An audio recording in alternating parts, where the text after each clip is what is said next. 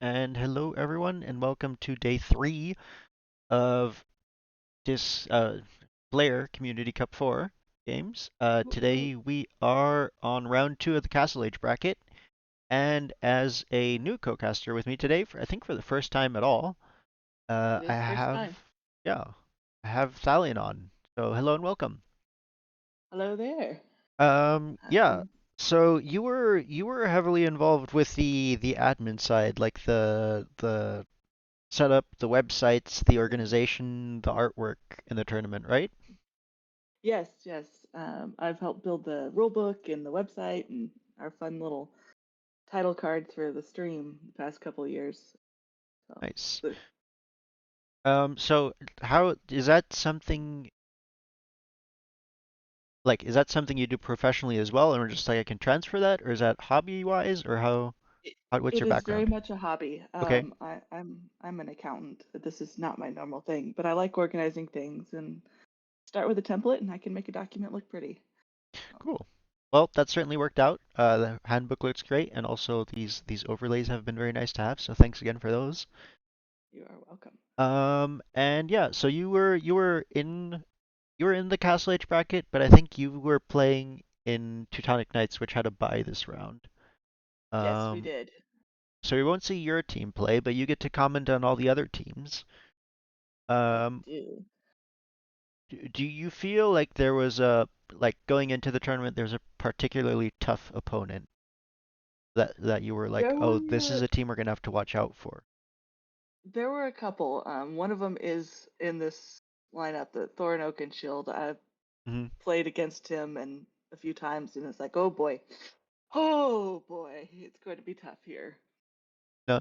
And Alpha Grip was on my team last year, so I already Uh, knew he was going to be a tough ride. mhm. So, Yeah, and yeah, Alpha Grip part of team. Oh, I should update this. Um, part of Team Longbowmen, which we haven't seen play yet because they had to buy last round. So we'll get right. once again. This is the last day where we get a team we haven't seen at all. After that, we'll have teams that we've seen before playing in different matchups. Yeah. But yeah, We will have seen one player from this matchup because he joined us to make up our team in our first match with the Teutonic Knights. right. And now he's back with his real Yeah, team. yeah. Playing his actual strats that he worked up. But yeah, so Longbowmen versus Road Raiders is going to be our first matchup tonight. And I do believe we actually have a Civ draft. Let me hop over to that here. And I think again this is one of the early rounds where there's a bit of confusion because this map draft was set up for the Imperial bracket and there was some unclarity where the admin map, I think in Castle bracket, was supposed to not be played so that each team got one pick. I believe in both sets that we have today, the admin map was played first, the way it was in Imperial Age or Imperial bracket. I Yeah. keep saying that. Um, and then the second game, the losing team picked one of their home maps. Um, Yeah. yeah, so map number 1 will be Cape of the Kraken, which is one we haven't seen yet this tournament, so that at least is exciting. Yeah. It's making a return from a couple years back where it was one of the maps in the tournament. And it's a fun one. Yeah, and I remember it was pretty popular that year, and then I think the next year I want to say we had some map scripting issues with it, or at least one of the years we did. So we had to I knock it remember out.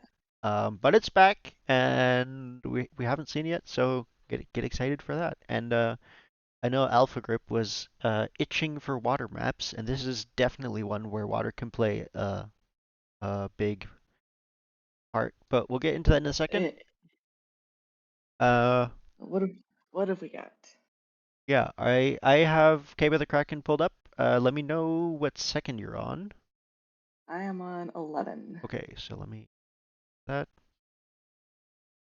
All right, then 3, 2, 1, start. All right.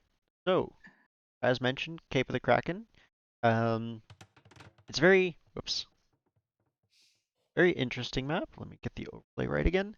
There's water on two sides. and a giant forest in the middle, but with lots and lots of little gaps to go through, so walling can be very difficult. You have two kind of flank players close in the front, and then a pocket player in this case with the 3 versus 3, and a player in the back, which is also sort of a pocket, but also sort of a flank. They have a direct path to their opposing player, but it's pretty long, so it's always interesting to see Yeah. whether uh, players choose to go that way or end up Mhm. end up just kind of walling off in the north. Relics in the center. Unique thing about Right. this map is the water has hills, so you can actually get uphill advantage on the water. Hey, Clef, um, if you position your ships Oh, correctly. Uh, so yeah, you wanna pick one of the teams to talk about? well, let's go with the. Let's see. I think they're the Woad Raiders. Here we got we have Thorn Oak and Shield, who we have seen before in green, and who I said I knew was going to be a tough opponent. He really picked up playing only a couple years ago, and has really taken off with, and is downright scary sometimes. Then we've got Dino Dragons. Again, we've seen her before playing. Uh, just cheerful, chatty player. Um, always having a grand time. Ranger, I haven't seen as much, so I can't say I know a whole lot about his play, but we're glad to have him come pop in ever so often whenever the tournaments happen and such. So that's them there, Woad Raiders. Probably have the youngest players on the in the tournament on in this team, and that does not affect their skill. Gives them the better reflexes that we older people don't have any longer. But yeah, on the other flank we have on the flank we have Alpha Grip as the Vikings, which I do believe are his very favorite civ, and we can see he's already going to water, as mentioned previously. I believe he's gonna take control. I expect we'll see long ships later, and maybe some fishing ships early to help with his eco. Uh, Terag That's in the pocket with the Magyars. Looks like he's bringing in the boar right now. Uh-oh. Oh no! we've got The Dino mill goes Dragons chasing down. Alpha Group Scout. Um, Thorin was helping, but he ran away. but yeah, Mhm. Terag also has played a couple of years, I think, and been exciting to see every year how much he's how much further he's comes. And so again, the level of castle bracket has been so much higher already than in previous years. So I'm excited with these players as well to see how it is. And Nimi, who, as we mentioned, we've seen before playing as a mercenary for another team, in the back here with the Yep. Britons. Um, I I guess we should mention the teams. We've got Thorin is playing as the Spanish. Um, I admit I am not the greatest on technicality, so I couldn't begin to tell you what kind of play you would expect. mhm, I know they've got the little hand cannon guys, yeah, the and their conks. monks are cool. Um, Dino Dragons is the Bengalis. She's got her third house coming up. Ranger as the Persians. I just played them last night, so I know they have elephants that are tanky. So Yeah, and we've seen a lot of Savar this tournament as well, which is kind of the Persian alternative to the Paladin, which is I think just in general even more powerful. So you might see that. Um, and Dino Dragon's Scout is still chasing yep, Alpha Grips, yep. It's like gotten all the way around the one map. hit in, two hits in. So if Nimi hit goes in the TC right now, yeah, that'll help, and Alpha Grip will win this fight. So nice job baiting in the scout there and actually winning that fight despite the Oh no! the Oh, and she's down. advantage. All Yeah. that, all the way around the map. Um, But yeah, other than that, we have first fishing ships out coming out for Clef, who might go uncontested on water, although players might be moving up later, and Nimi actually already on his way up to the feudal age. Ooh, nice. Pretty quick. I think what's coming in handy there potentially is the Britons have a bonus where they take food from the sheep faster, so get a bit of a boost to their Get food that food eco. up faster, Yeah. yeah. Um, Dropping his barracks so he can move up castle faster, probably. yeah, I mean Britons are. are one of the original archer civs, so I'm fairly certain we're gonna see archers, Swarms crossbows, of them. longbows. I completely understand that. Britons, I think, were the first civ that I really enjoyed playing frequently until I got into Meso civs. Which we all know tends to be your favored civ there. And then there's mines, which are an archer civ and a Meso civ. But I still like Aztecs. The Jaguars are just so cool, man. It's hard to beat that. More players on their way up to Feudal Age now, though. Thorin on his way up and actually getting some farming set up already. And Terrag's moving up. yeah, Tarek. And the line of houses coming down. He does not want to be housed, and he's being proactive about it. Alright, Nimi first to the Feudal Age and immediate archery range drop. So, yep, as predicted. He's going for them there, archers. Mm-hmm. Also, for any viewers in chat, make sure to grab your bingo sheet because there's still a game or DLC up for grabs. Exclamation mark bingo in the chat to grab that, and I think you can already mark off Scout dying to TC and Villager dying to Boar. Oh no. And we're only at I minute missed 11. Oh, there's Scout stuck in the trees, just standing there, yellow. Oh, yeah. I believe there's the clumps of trees in the center where it's actually dense, and then the looser spots. But those looser trees have like 200 wood on them, right? Yes, You correct. got more wood.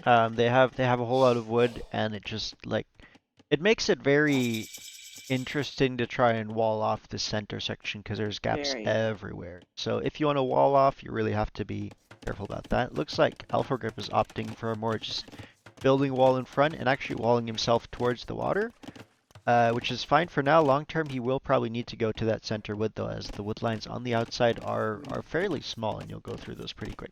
Yeah, especially if you're taking all the ships on the water. That takes a little more wood than a farm does in general. Yeah. However, he does have 3 fishing ships out, and that will provide a really nice eco boost for him. And he's got another dock marked. Yeah. Thorin on his way up to the Castle Age already. All right. He was with. Oh, he got his blacksmith and his market. Yep, just going for a so straight fast castle. I'm curious to see what he does when he gets there. He's not on stone right now, so he's probably not going to go for the fast castle conquistador, which is something Spanish sometimes like to do. I think we've been seeing cavalry from him in past games. Is it maybe like the traditional knights kind of?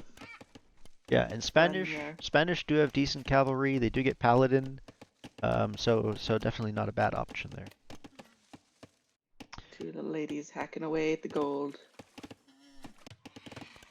Let's see, goes look like. Let's see. Looks like. Okay. Ready. Ooh, archers coming forward from Nimi though. Already. Yep. And more ready on the way, but I like that he's already grabbing these 3 archers and going forward, because that's already enough to cause problems for issues. them. Yeah. Rangers scattered and doesn't have a lot of like defensive anything. Yep. So we'll have to see. It doesn't get hurt.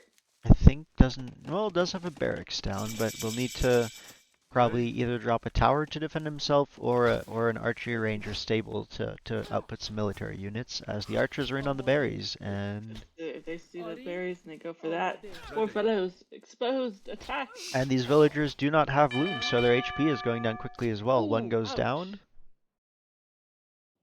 and the rest are recalled. And a couple of them are just still there, like, nope, we're gonna keep working. We don't care. Oh wait, never mind. The bell has rung. We flee. Time to go home. In the meantime, we have Thorin coming in with a second TC. Dropping it up in the wood. Yeah, and that's something that is you'll see fairly often on this map is since this woodline is so far away and it's so hard to protect, the easiest way is to just, once you're in Castle Age, drop that TC there. And that way your woodlines are protected and you can kind of expand.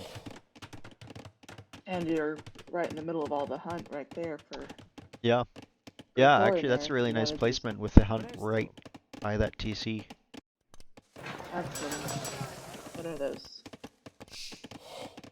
Ostrich for dinner. Ostrich and zebra. Or maybe zebra. All right. Which would you prefer, ostrich or zebra? I think zebra sounds more appealing, or less not appealing, perhaps. Might be a better way to Less phrase that. unappealing.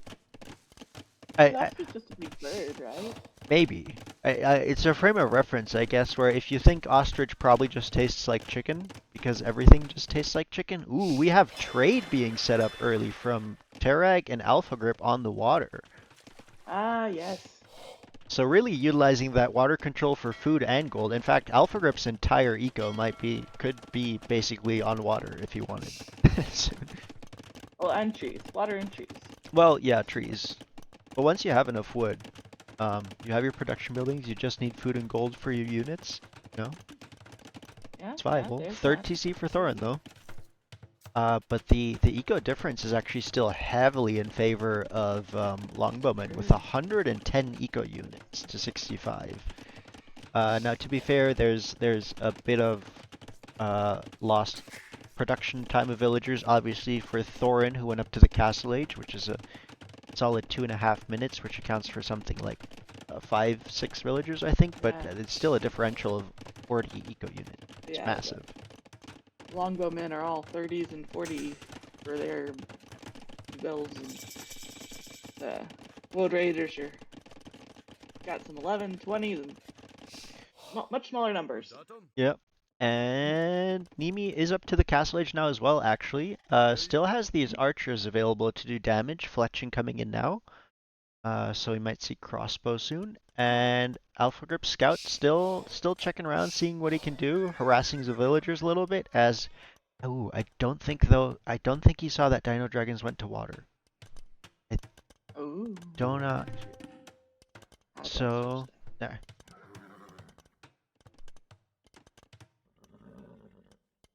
Uh, no, he didn't see that. So if Dino Dragons build some navy and attacks goes forward, that could be an unpleasant surprise because there's actually no defensive navy from Longbowmen. It's true, and if she got some fire ships and such over there, and that fish goes down, and All right, ooh, that hurt. look. Speaking of fish, I'm all for fish booms with fish traps. Um, but that fishing trap from Terag is a little far away. It's like I on. mean, It's close to Alpha Grip stock. it was just a present It's that he a was it's a offering. for. Like, here. I wonder. Can you take your allies fishing traps? I have no That would idea. be a crazy way to support your ally is by building Planting all fish the traps. Well, essentially, if you have the extra wood floating, you build the fish traps for them around their dock, and they can just take all the food. Well, can't you do that with farms? Like, you can plant a Exactly. farm and You're then let right. your ally do it. Right. You can So do that with farms. So I'm wondering if you can with fish traps, maybe a because fishing trip. okay, imagine this: you have the melee fish traps, which have just an insane amount of food on those. So you place those for all your allies, and they now have an insane, essentially. Uh, So uh, everyone's like, you feed everyone else's armies at the same time. Oh man, we are cooking. We are cooking. All right. Second TC from Try that. Nimi. Find out. This is something I'm definitely gonna have to test at some point. And third TC from Nimi. He's going for a boom back here. And yeah, Alpha Grip reaches Castle Age. Dino Dragon's also on the way. Turag as well. Oh, those archers are still running around picking on Ranger. Mm-hmm. And it's a Poor real guy. problem. You can Oh, see. there's spears. But, Oh, wait. and Yeah, he's got are those archers of his own? there's lots of archers forward though, and you can see the this damage already has Yeah. delayed Ranger, who has invested into some archers, some defensive Yeah. military, but that's delayed the Castle Age uptime. And crossbow is now in for Nimi. Bodkin Yeah. coming in as well, so he might be getting ready to move out again in a second. Yeah. These Looks like he's trying to figure out where his wood lines are. He's got villagers wandering over where there's no lumber camp. One poor lady's just lost, doesn't know what she's supposed to be doing, standing there staring at the town center. Just can't figure out her life. What is my purpose? What is the meaning of life? Why am I here? Why do I exist? Fourth TC from Throne though, and there's the longboats from Alpha Grip. And actually, they will find damage. There's a lot of villagers fishing on the shoreline. A lot of them already have Ooh. low health from Dino Dragons because they've taken hits previously. There's a couple fishing ships, a dock. Um, so I think they'll find value. And a defensive castle here from Alpha Grip as well to protect his docks. Smart moves. And in the north, the crossbows are on the move. Ooh. One There's a group. clump of There's another seven, group just kind of standing there. 6. Let's see. Oh, we've got Nemi plugged in on market in the way back corner. He's doing it for the land trade. Gotta get all the trade up. Alright, crossbows are engaging. Find one villager kill. Find a second villager kill. Spears and archers working away, so I think these crossbows will go down eventually. Although, 3 crossbows, 2 crossbows, 3 archers left. It's... Okay, what second are you at? I'm on minute 28 right now. Where are you? I am 3 minutes behind you Oh somehow. man, okay. Are you going at 1.7 speed? Nope. Ah, well then let me know. I'm at 28 too. Speeding up now. Let me know when you're there, and I'll keep going. But even losing that group of crossbows, I think this was a good raid for Nemi. Again, found 2 more villager kills and cleared up most of that army from a ranger who is still set back and still Come on. having a hard Am I time going the finding the right food button? option. I guess could take the boars to get up to Castle Lake. But right now has 5 on food. So the farm and the berries, but the berries are about to run out.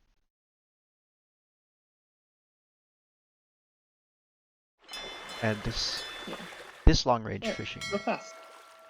Come on.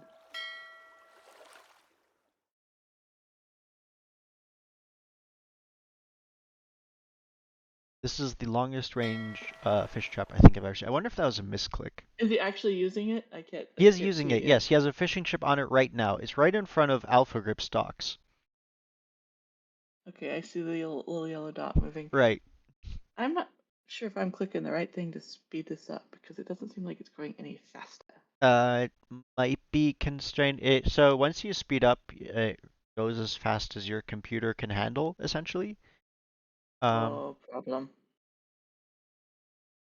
Possibly a problem at any rate. but that's fine. Let me know. Let me know once you're there.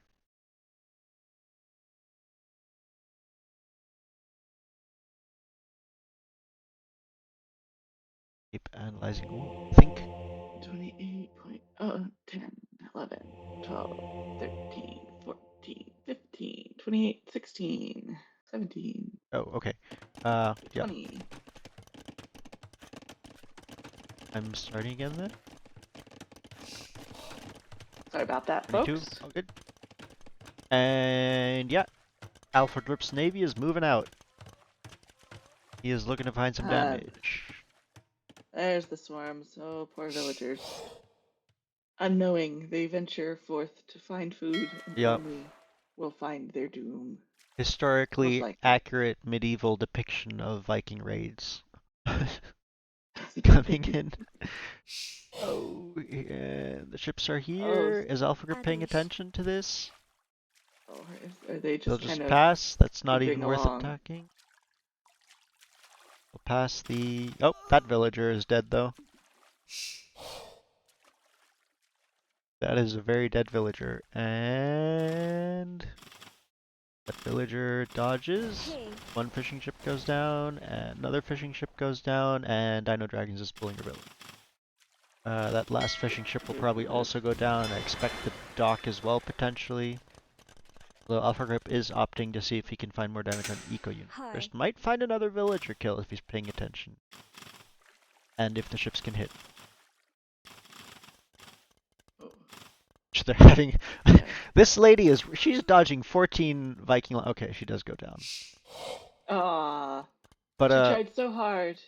Imagine dodging volleys of arrows for 14 Viking There's a longships for like a solid proper half minute. superhero there. Yeah. Castle coming up to the north from Neat. I like this. It kind of secures the flank a bit, doesn't it? Yeah, it's gonna Um, make it difficult for anyone who wants to come that way. Does he got 4 TCs? Yeah, he he does does have have four plus 6. TCs. Yeah, so we have each flank, each team has one player on four TCs. Each player has one player on one TC, and then Longbowmen have Alpha Grip on two TCs, and Warriors have a second team on two TCs. However, additionally to the one TC advantage, Longbowmen also have the docks with the fishing, while Cleft Spear has just removed all the fishing ships that Wood Raiders had, and can now go And ahead and just take control of. rule the waves. Yeah. I'd like to see him kind of spread out a couple of those ships along the coastline to just keep an eye on everything Yeah, in case someone tries to dock. Because he knows for now we've there's still got only. like Hmm? there's still like half a dozen little villagers just fishing away. Mm, Oh, wait, more of that. That's yeah, Dino five, Dragons eight, came back eight villagers just kind of. and is repairing the dock now as I think. Is this dock losing 9, HP? 10. They're repairing. I think with the 10 village, it's crazy though. It needs 10 villagers repairing to account for these longboats, and that's going to be a lot of wood lost for a dock that ultimately isn't probably going to survive. And yeah, Dino Dragons pulls away. Eh, she wanted that dock, Yeah. alas. Well, I think there would have been an option there to maybe try and make a demo and get some hits, but with that amount of Viking longbows, it's going to be difficult. Um, Lucky for her though, Alpha Grip didn't change the focus of fire from the dock to the villagers, or she could have lost a lot there. Which that would have hurt a lot worse than just Ooh, now he did losing the. though. Oh no. Oh no, no, no! Run, Bills, run! Leave your lives! Well, again, the archers on the ships have a hard time hitting anything, so only one bill goes down actually. After all that, They all have the dodging oof, superpower. incredible. Uh, the good news for World Raiders is Thorin is going to hit Imperial Age in 45 seconds. And then we'll see. He's already queuing up knights. He's got 27 on the field already with another 11 in queue. And we'll Nice. see what the reaction there is. We do have scouts coming forward from Terag. These are Magyar scouts, so they do have the full attack upgrades. And we have some defensive castles from Longbowmen as well. And when those knights go around trying to get that back right, they're gonna run into those castles if he doesn't circle wide enough. Yeah, and additionally, Nimi is kind of building a building wall here, which will further uh, close off the opportunity. Cavalier, however, is coming in, and Thorin, if Thorin shows up with like 50 Paladin, we saw this in the first game of Corner Checkers versus Outpost Rushers. That can just kind of take an entire game. That's devastating. Yeah. Scout raids are coming in though, and Thorin actually forced to fill his TCs. The knights will come, will clear up these scouts, but that's idle eco time, which is a win for Longbowmen. I am behind you again. This is. I, I don't think my computer likes going as fast as it needs to. Well, let me know when you're on 3730. Yeah, I'm 2 minutes behind you. I can get it up to 1.3 speed. It's about as fast as it's willing to stay. Okay. Mm, maybe I'll. 1.5. There. Hmm, There. I won't click anything else. okay. And maybe it'll stay at 1 point.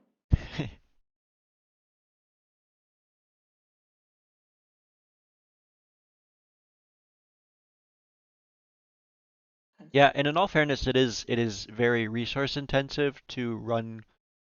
You're running Age of Empires and you're running Capture Age, which is resource intensive, and then on top of that, it's a six-player game, which is pretty rough. Um, Yeah. Oh, there's that castle from Thorin in front of his stables. got to that point. I'm 36, 34, 36, 37, 38, 9, 40, You're on minute 36. 36, 48, Okay. almost 37. Cool, cool, cool. Ooh, we have 37 now. Emi on his way up to Imperial Age as well. Um, Ooh. and we have Ballistics coming in. And we have 2 castles, and I expect we'll be seeing Longbowmen from him. Yep, and Ranger's finally getting the chance to move up to castle now that Thorin's in the way and preventing those. The archers are down, and Thorin's kind of stopping anything else to come from Mm. coming that direction now. Yeah, in the south, Terrag's scouts are being pushed back by Thorin and will leave, although he's pushing them right into Dino Dragon's farming eco. Let's see if, yeah, he'll get another Ooh. couple Vil snipes here, I think. And the knights have stopped. They've No, stopped! no, no! They're like, we've done our job. Keep going, keep No, you have going. to protect your allies as well, not just your own eco. Oh no, that's a bunch of Oh, dead oh. Vils. The raids All have right, they're continued coming now. inland. But yeah, Terrag just runs away. He's like, my job here is done, and off he goes. Am I reading this right? That no, Dino's down to like 10 Vils, 11 Vils? Yeah, 11 Vils, and Ranger is down to 9 Vils. 9. Ouch. Thorin's running out with 100, but Yeah, but still, Nimi's got is that 122 Vils? Good gracious. That's a pretty heavy lead on the hmm longbowmen there. Yeah, I mean it's like a 2-to-1 eco lead, which is going to be really hard to catch up. I think Thorin is gonna have to do some serious damage with his, well, soon to be paladin. Uh, but they'll certainly have to do some damage in order for this game to kind of Yeah, stabilize in World the Raider's favor a bit. longbowmen, they've got that Vil lead and everything. It's like they're not doing a whole lot with it yet. Like they don't have. They've got some armies, but they're not like taking advantage of their dominance But yet. big armies, and look, once again, a game where we see a ridiculous amount of rams. 11 rams here from Terrag. 11! Goodness gracious. Along with 35 scouts, and now switching into knights.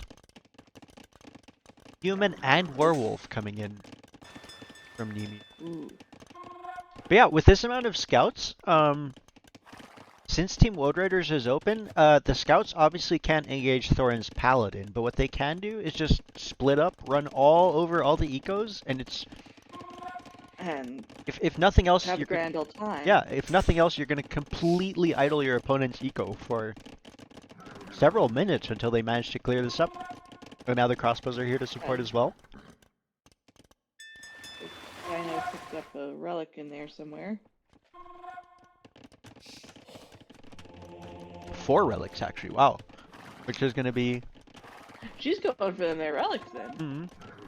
And that's actually super helpful because that's essentially like another extra 4 villagers on gold, and right now that means she's effectively has like 17 or 18 villagers instead of the 14.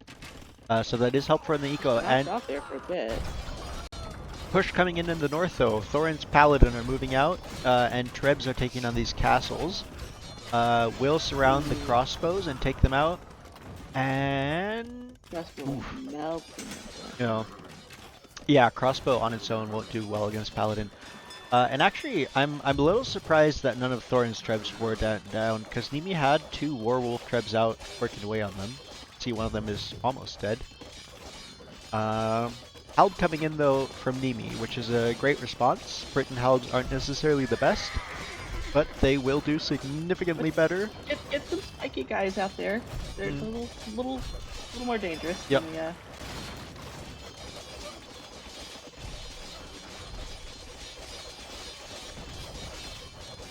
But second castle going down. Thorin heard that he needs to do damage, and damage he will do. Tonks here as well now. And yeah, the scouts are, I mean, they'll they'll end up winning because of numbers, but taking a lot of damage, even just fighting a handful of paladin.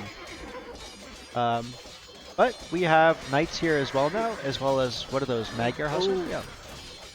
so they're took on the stray folks with Dino Dragons that were still out there chopping. Oh no, they skipped them. They ignored them. They're going for. They went for Thorin. Yep, there's Paladin and ooh, Ram. In the meantime, while all the Paladin are in the north, the Rams are there in the south, and they're just knocking down buildings one by one. Ooh. And yeah, the Paladin have managed to clear up pretty much all the armies and are continuing to push in. Longbowmen need to do some damage control in the north while they push in the south. Are finding raids there, which is great, but need to continue to push.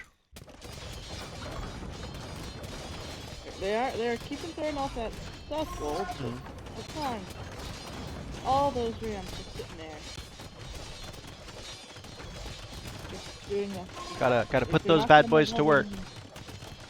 And then they were done. Yeah, we're good here now. We're done our too. And the paladin just sitting there. La-di-da. Just got a building. Coffee. Ooh, coming forward with bombard cannons now though.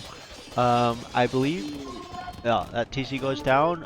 We are seeing Nimi dropping a bunch of barracks now. I was about to, that's probably his next best move, drop a bunch of barracks a little further back and start churning out some halbs. Get some spikes out there to impale the horses. In the south, the Rams are being cleared up by Paladin now though. And Chieftains on the way for What's Vikings. Chieftains do? I believe what Chieftains does is it gives the Vikings player gold for every eco unit killed. Oh. Oh yeah, because they're the Vikings and they've got the raid going, and so they're like exactly collecting their gold. Yeah, it used to at the same time. It used to give the berserks healing, but I think at this point the berserks have gotten automatic healing. It's been just implemented into the unique unit. And so they got that bonus instead. Now, I don't like that Alpha Grip is trickling these one by one into the Massive Paladin, because they'll just get nuked. And, I don't know if this castle goes up. There's 2 bombard cannons here. Oh no, that castle's gonna be denied. Oh, that's gonna hurt. Oh, and now the Paladin running in. Yeah, so the villas go down, which is probably actually a good thing, or once that first castle got denied, they would have moved on to the second foundation, and that would have also gotten denied. Arbalest is in. We do have halbs being produced, and we have some spears working on the reinforcements, which is super important. Also, the berserks might fight these 2 bombard cannons, which is super helpful. Yeah, that would be good. Thorn hasn't spotted the barracks yet. It needs more intent on obliterating villagers and destroying town centers and all that jazz. But the army tilting like pretty even for them now. I care. Eco lead. Yeah, eco advantage is still there for longbowmen, but they need to find an answer to these paladin. We do have Elite Berserk coming in now. I believe Alpha Grip still needs the last armor upgrade. And these halbs need to be set to a waypoint that is closer, because right now the Paladin are chasing them down and just taking them out while they don't engage, because they haven't reached their waypoint. And they're not going to be effective like that. And they're just like one at a time, like, oh, I can take one spear. Yeah, well, the thing is, the halbs aren't even shooting back. And oh no, that's another castle. I think Nimi deleted that foundation and got most of the stone back. But yeah, these halbs are just walking past the Paladin without hitting them, and that's not going to be super effective. They are, some of them reaching the points now. The Paladin are slowly losing health, but finding huge damage. So much damage. The weight on that, the little trade bar is clearly favoring the load raiders right now. Yeah, for sure. Way better value for their engagements. And another TC goes down. Nimi has basically had to relocate his entire eco to the far north corner. He does have a group of halbs here. I'd like to see that group of halbs in. Oh, I also really want to see blacksmith upgrades. no attack bonus and no armor Ooh. bonus on these halbs, and the attack bonus doesn't even matter Ooh, as much that's tough. because bonus damage is what makes halbs roll against cavalry, but the armor is super important for them to not melt. Armor.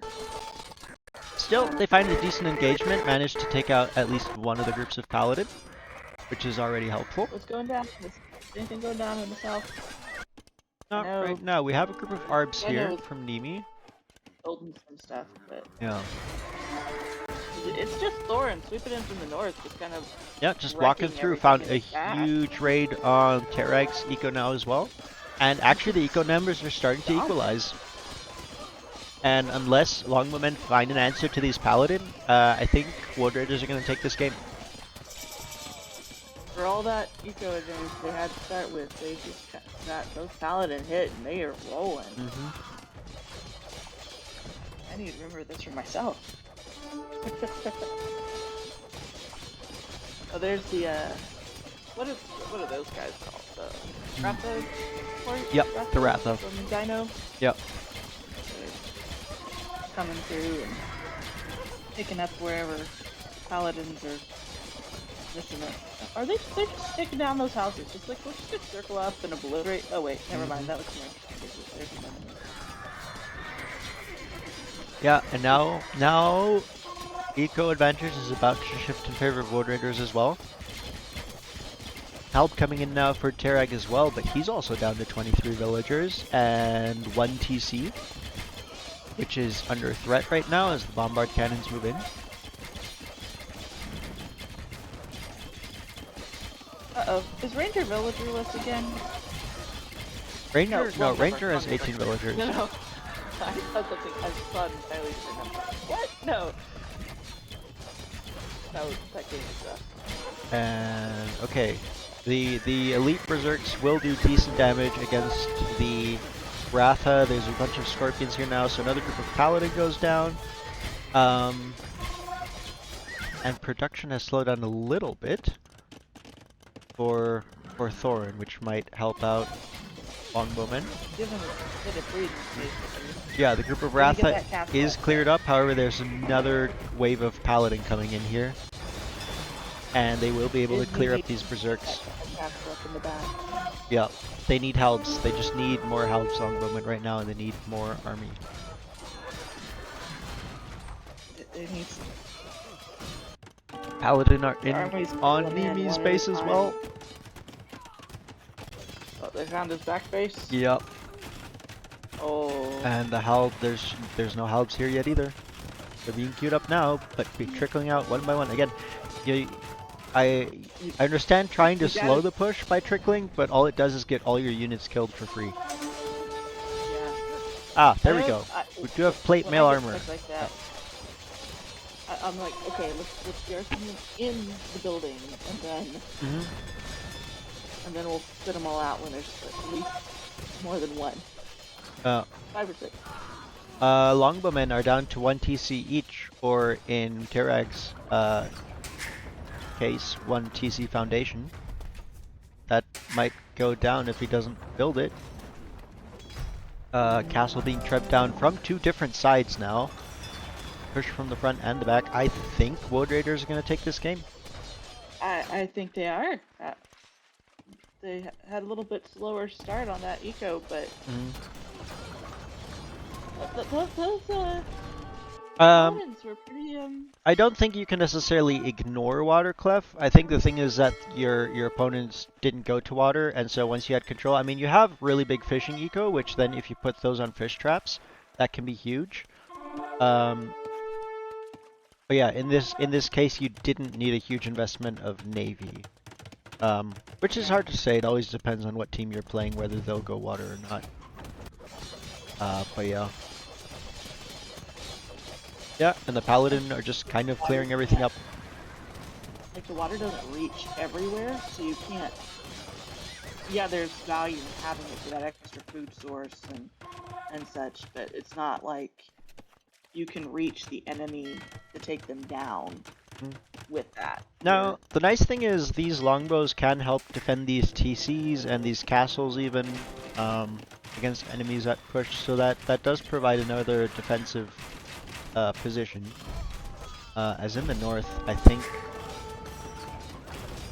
Emi is down to 19 villagers, and I think they're all in this corner. And you got two trebs taking that TC 15. Oh no, he down. has a TC down in the south, so he won't be dead. Um, but yeah, the paladin are just diving below this TC and kill this castle and killing it now. Oh, did, do they have murder holes or no? I saw murder holes coming in from Thor, and I don't believe no Alpha Group does not have murder holes. Oh, that's super rough because you can get right under it and Yeah, but even then, the paladin at this point have so much pierce armor that I mean it would have killed probably two or three of them. But mm, in these numbers, we're up to 60 you don't get paladins. anything back. You don't get anything back Yeah, for your castle. yeah. Now this group of berserks, sorry, does manage to take out a group of conks, which is great. Now we Uh, have a group. We have more than a few, more than like three. So yeah, it's a nice little group, and ooh, the longbows are in range and able to support this as well. So this group of paladin will actually go down. Bit of a pushback here from Alpha Grip. I like taking that finally, fight in finally, range of the coast. I want him to just do that again. Take these berserks.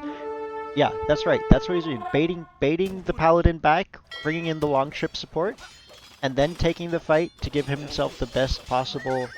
Yeah, there we go. It's like baiting him under the castle, except yeah. for And this Thorin will past actually run berserk. away from that. He's like, nope, I just lost one group of paladin. I don't want to lose another. Never mind, never So mind. possible advantage here. Now, okay, okay. This fight is still You're going far enough okay. away. Longboats can still arrange some of this. I think the berserks will ultimately go down. Uh, Yeah, but some losses green's of number here. Yeah, I think ultimately Paladin win this fight, but took some losses. Unfortunately, another 30 Paladin queued. I think Thorin uh, is close to pop capped and has the eco to reboom immediately to that. is Terra got a TC somewhere, or is he He's just toast? placed another one in the north, but that placement is right under a group of Paladin that's sitting there, so I don't think that's gonna happen. Uh, Ooh, big yeah, fight that ain't gonna. here under Alpha Grip's TC. I think I'd like to have him garrison those vills. They're not even working. What's going on? Ah, GG is called. Okay. And the game. Yeah. I good job from Longwoman in the early game getting that eco advantage and actually like really big damage on two out of the three players with the raids. Um, Yeah, I think the the follow problem up was that they was couldn't missing was raid the just one guy that was. yeah the He got left untouched. mhm. Yeah, and then the response to the paladin was a bit unfortunate. I think they had the right idea. Got help coming in from a couple of players, but I never got the numbers up. And just really unfortunate for Nimi that with the waypoint setting of the halbs, I think the paladin probably killed Yeah. like 50 or 60 halbs without the halbs ever hitting back. Um, but yeah, um, still well played by Thorin, and by his flanks keeping him safe so that he could boom up like that and help bring the team through. No kidding. You've definitely dominated there once he got rolling. There was a reason I was nervous about playing him, and then I don't think we ever did. Oh. Oh yeah, I guess there's one team that you never played with the 5 team setting, huh? And, 4 rounds, fourth and it event. was the Woad Raiders. Mm-hmm. And watching these games, it's like, I'm okay with that. It would not have gone well for us. So, Ooh. You wish you could play AoE and only need longboats? You know what you need to ask for, Clef? On the feedback for the tournament, ask for Water Nomad to be added. It's a it's like Nomad, but the entire map is shallows or deep water, so your boats can hit pretty much everything. that And one's okay. then you can go longboats only. Now how do I quit? Bottom left corner, you should have a watch more. And whoops, what did I just do? Okay. All right. Okay, there's the steps. Waiting for the feedback. Hey, you Good should deal. you should at Southpaw who is here and chat about it because he's in charge of that. All right, so Cape of the Kraken goes in favor of the Woad Raiders. In a pretty dominant fashion there at the end. Yeah, yeah, a nice little snowball out of those paladin. And I think means our next map is going to be Hillfort. So we'll load that up real quick. Yeah. It's coming. It's coming, he says. Soon, TM, as they say. I'm gonna try something, see if I can speed things up. I'm gonna switch my Discord over. Hopefully, it won't lose me. We'll see. Okay. I'll give it a shot.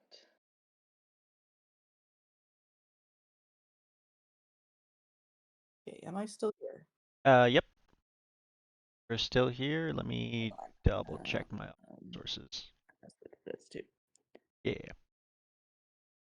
Yep, I think we're still good.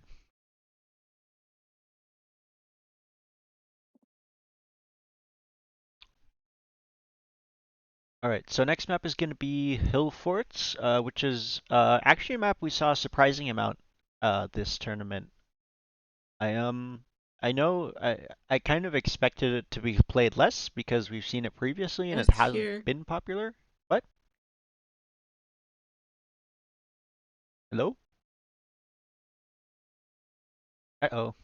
Did we lose her? Okay, except I can't hear Ender. Oh, okay. Um, I see where the problem is. I'll be right back. That's, you know what? Fair enough. You do that. But yeah, Hill Forts, I feel like hasn't been popular in last tournaments, and I know our team discussed a little bit of like our first instinct was to just ban Hill Forts outright because none of us were super interested in playing it. We ended up not going with that. We ended up kind of tailoring our bans to our enemy teams a bit more, and ended up playing some Hill Forts as well. Although not in the first set that we watched this. But yeah, uh, is a map that evidently got played a fair amount this tournament.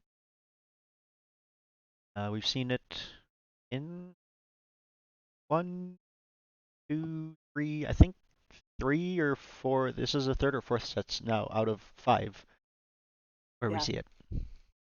can you hear me? There Yes, we go. I can hear you. Can you hear me? I can hear you now. Perfect. I have game two pulled up. Yes, I've got it pulled up myself. Um, I'm All gonna right. see if I can get myself to play a little faster than it was. Yep. If I Did I can. just move this? Didn't. Okay. Pause. Okay.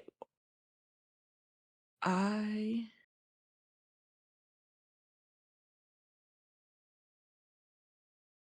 think that might work. Hold on, turn the volume here. Okay. Cool, cool, cool. I think I'm ready again. Perfect. I am set. What second are you on right now? I am on 7. Okay, up to that real quick. All right, and then three, two, one, start. All right, so map two, Hill Forts. We've seen this a lot. Actually, we got a two tile gap now between these players, the flank player in the pocket. I think we've only seen one in the past. But yeah.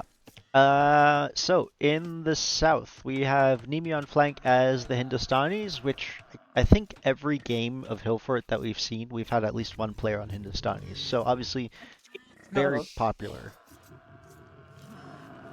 Um, then in the pocket, we have Terak as the Grijaras. Also one of the Indian Civ DLCs, also very good camels. I'm curious to see whether we'll see the Guitars have the what are they called? The chakram throwers, which in mass can be incredibly oh. powerful. The frisbee throwers, if you will. Uh, Yes. And I remember those guys. yeah, and a mass of those Unfortunately. can be devastating because they get pass-through damage the way scorpions do, um, which is really hard to counter. And then on the other flank, we have Alpha Group playing as the Lithuanians, so potentially looking at going for some cavalry here. We'll see if he grabs some of those relics for the bonus. He does have one right behind his base, one to the south, and one to the north, so he should be able to get at least three pretty easily. Yeah, and on the other side, we've got Dino Dragons playing as the Huns. So doesn't have to build the houses or cramp her little base to start with. Um, they've got, I know they're cavalry heavy, and they've got their cavalry archers as well. Hmm. They can be, they can be scary. Um, in the center, we've got Thorin as the Burgundians, and don't they get their eco upgrades early? Yeah, one age earlier, so in Dark Age he can already get double bit axe and horse collar. Collect those resources earlier, so who knows? Maybe we'll try the other paladin race again. And then Ranger playing as the Britons, so odds are good. We might see more archers again, and maybe those longbowmen will be back. Hmm. Maybe Yeah, he'll get his vengeance on the archers after they picked up on him so much last game. Maybe he'll get to pick back on that'd them be on the other interesting. side. Like it's my turn to come forward with the archer raids.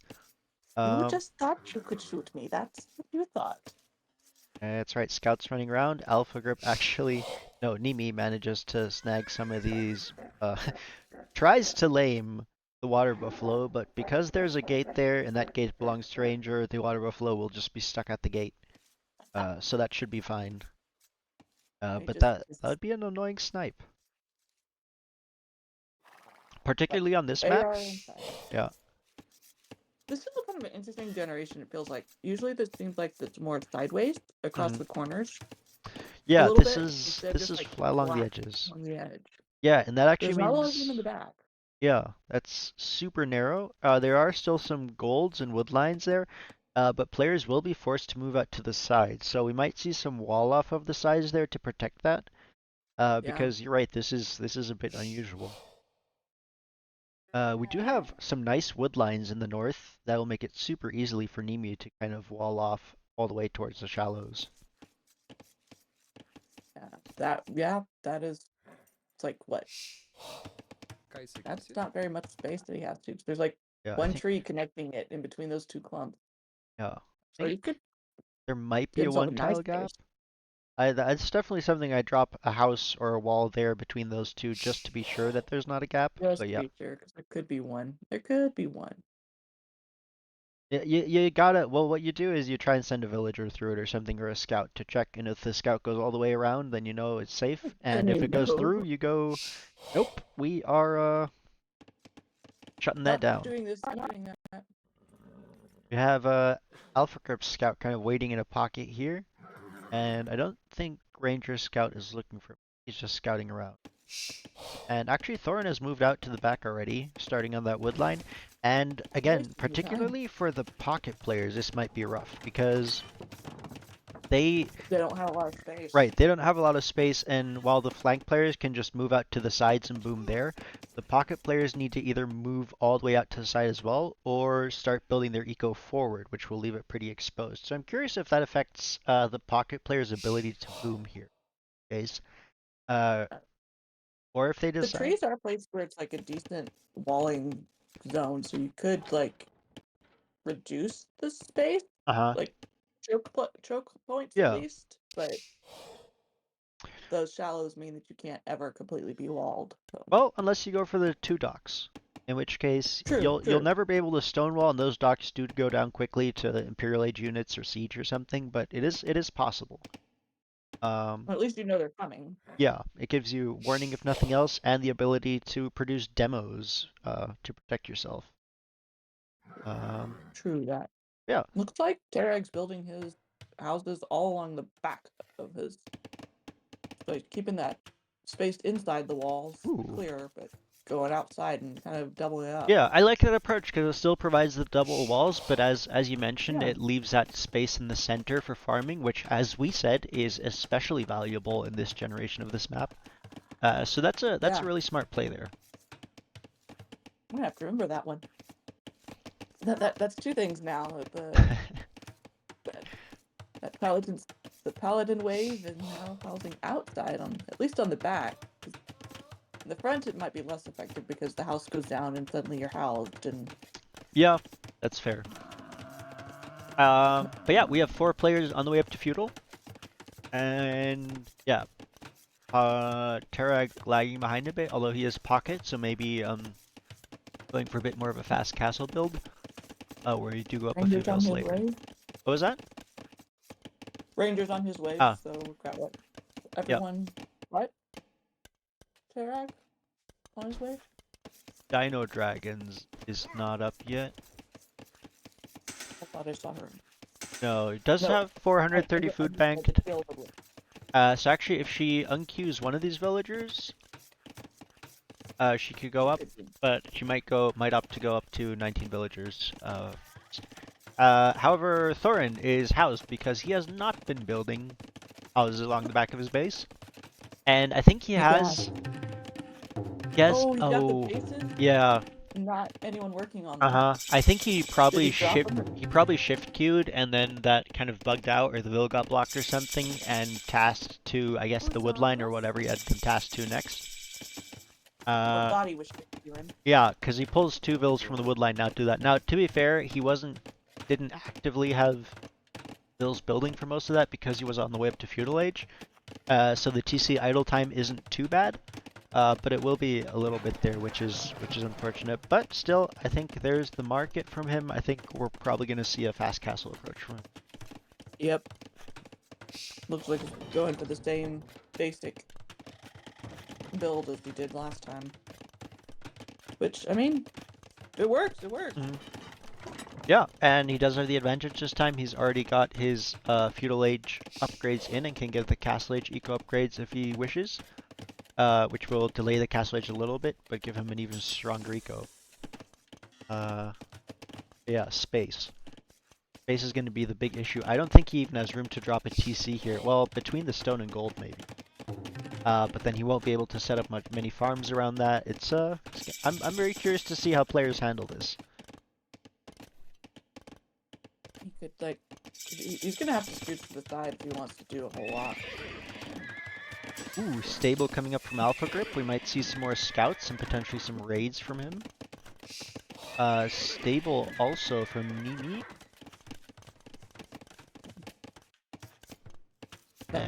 They're not gonna wait for the paladin to come to them. That's smart, because as we've seen in several sets now, if you wait for the big wave of Paladin or Savar to come in, then you are going to be in a lot of trouble. And then you'd be toast, most likely. Yep. Unless you have a lot of halbs waiting at your base for them, or something similar. Your entire army consists of halberdiers just sitting there waiting for that wave to come through, bracing themselves. And they impale themselves and looks like a lot of scouts are just kind of like la-di-da-da. Stuck in the corner. Blue's patrolling in the middle, so Dino's just kind of rolling around. Let's see what this scouting looks. Okay, so this map is being played unexplored.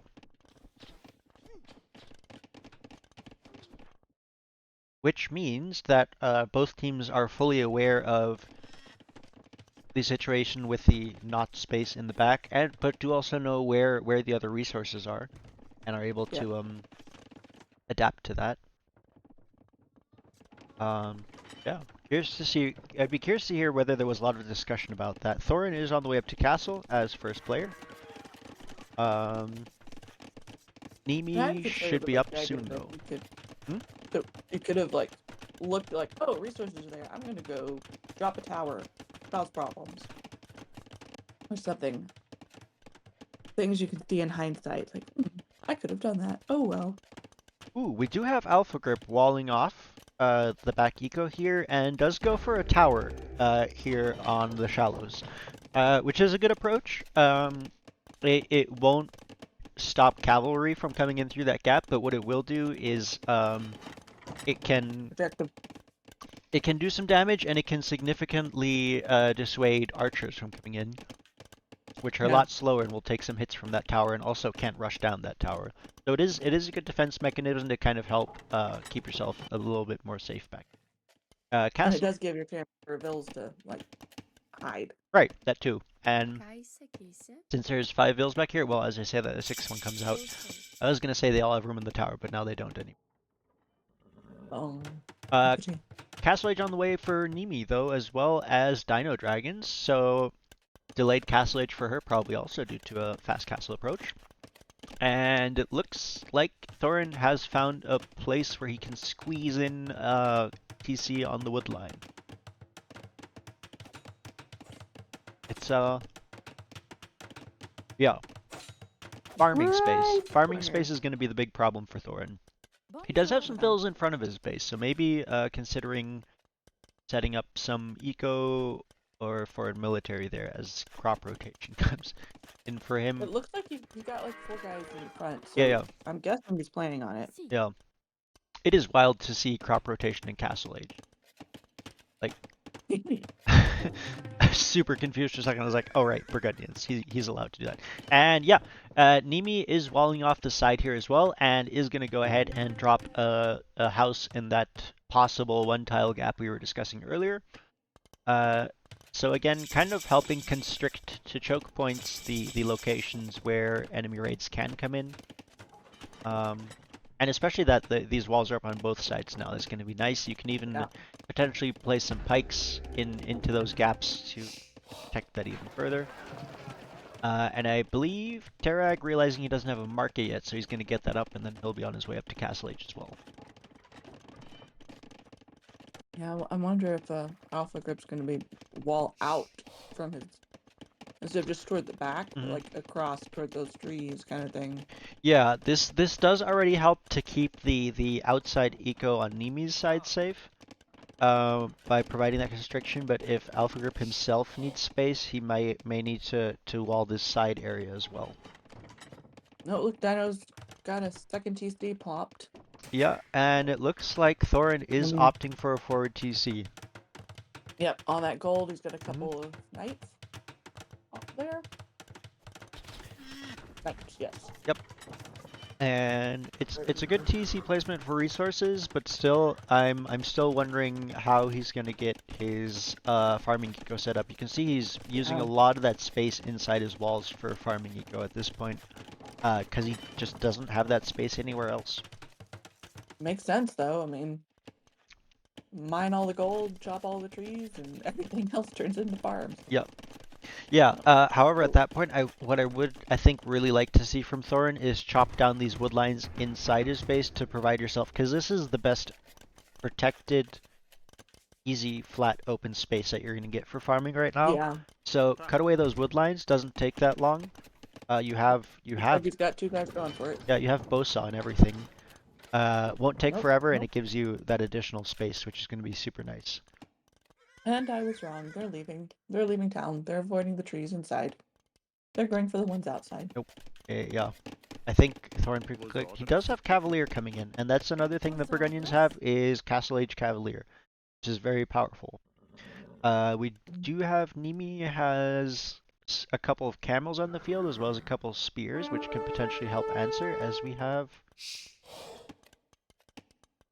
Scout Cavalry under attack. Where Looks like though? maybe their Terrag's plunking some stables in the back.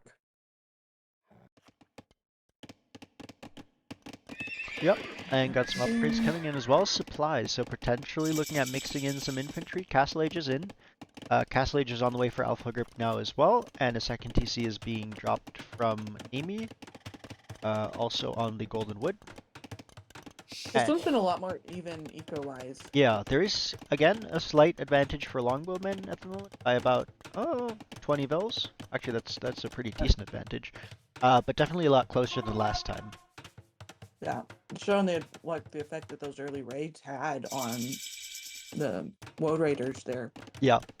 Yeah, How well, much of a difference that made. that and there's no fish boom for longbowmen, which arguably you could find, like, place some docks on these shallows and get like get a fish trap boom going, right? The way you see on like the lakes in Black Forest. Uh, Let's be real. If it was snowy, it would be happening. that was kind of going to be my next question was, are we going to see someone this tournament go for that? As, uh-oh, we have Cavalier working away on this palisade. Alpha Group's gonna have to wall behind, or those Cavalier will be in on his eco. And he only has one knight and one scout and one They took spearman. down his 3 spears. Yeah. That wall is on fire. Going The down build fast, just 13 wandering health, out. and that will go Wandering out. down. He has a few Everyone's spears, but not even pikemen yet. And the Cavalier are in. But spears, you need at least pikes if you want to fight these. Yeah, that military will get cleaned up. They could get some decent hits in, but it's not enough.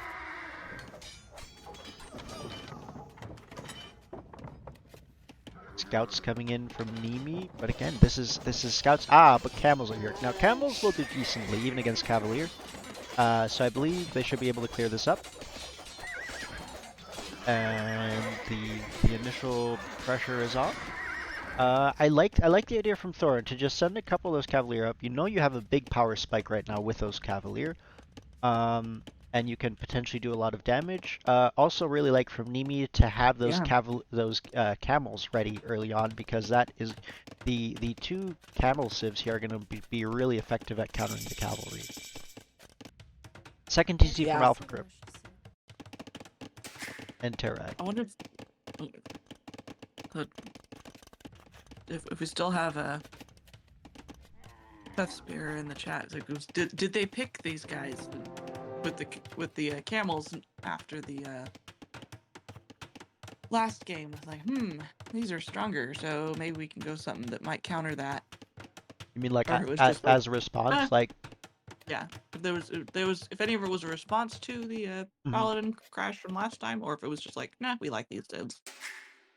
That is a good question. I know that often the response to cavalry is Halb siege civs, and that is an excellent response. Halbs are wonderful against cavalry.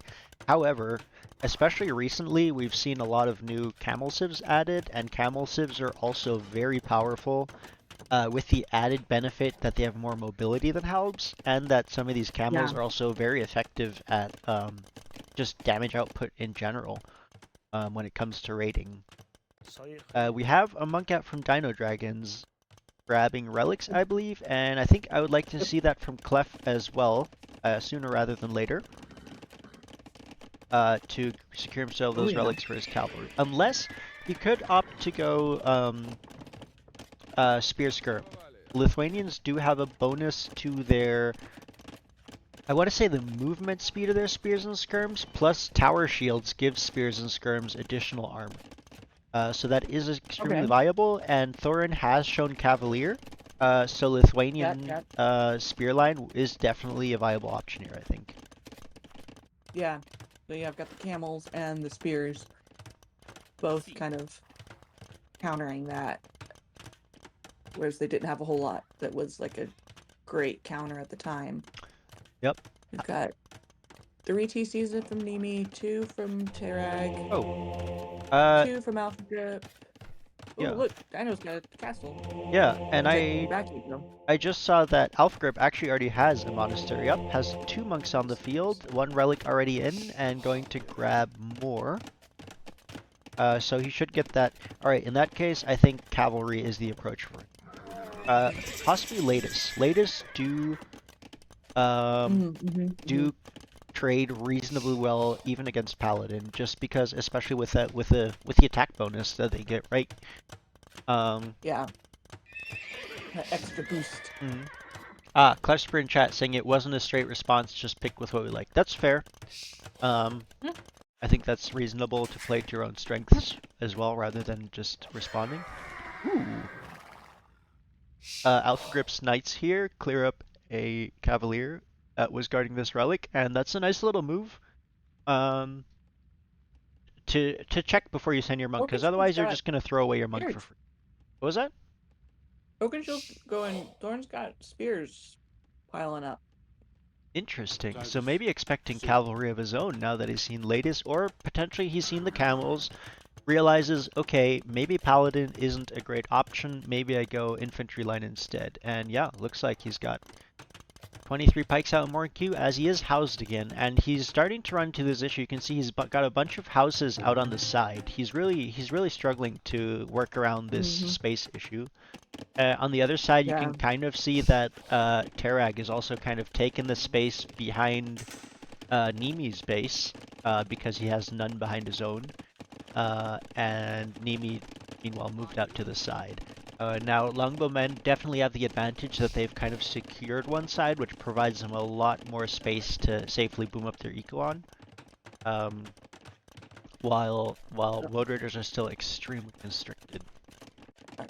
Dino's castle does provide some protection over in that corner, but it's doesn't like let them expand. Yeah, and I would have liked to see that castle even more forward, like at the front corner of our base, because then together with the wood lines, same as on Nimi's side, you just need a few houses and you can seal off this entire side pretty much, and it gives you so much space to work with.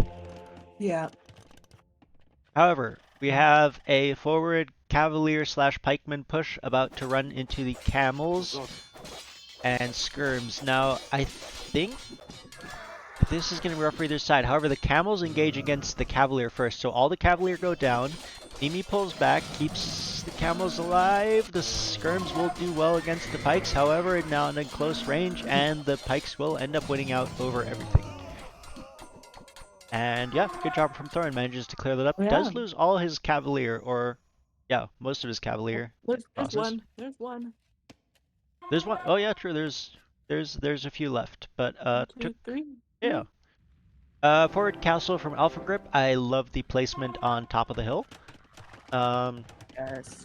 We love hills. Hills are the greatest. And let's see what the response is from Nimi now that he's seen Cavalier Pike.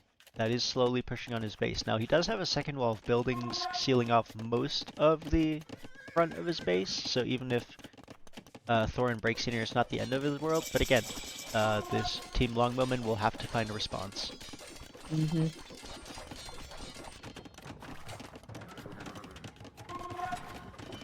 We do have more camels over here from Nimi, actually, as well as Alpha Grip's Knights, which now have 3+3 bonus, and we have 4 castles being dropped at once from Nimi. He has been on the stone. Camels now being produced as well. Those will take out the Cavalier. We'll have a rough time with the Spears are still there. pikes, yeah.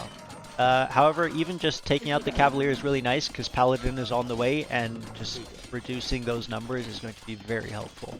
But again, Longbowmen... Paladin can like run in and chop villagers up faster than Pikeman can. Raids on Nimi's eco now though, and he's gonna have to start pulling those villagers in or he's gonna lose a whole lot of his eco. That could hurt. Alright. Put him in the TC, put him in the TC. Fun. Fortunately for him, Thorin actually opts to attack the TC rather than the villagers, but still,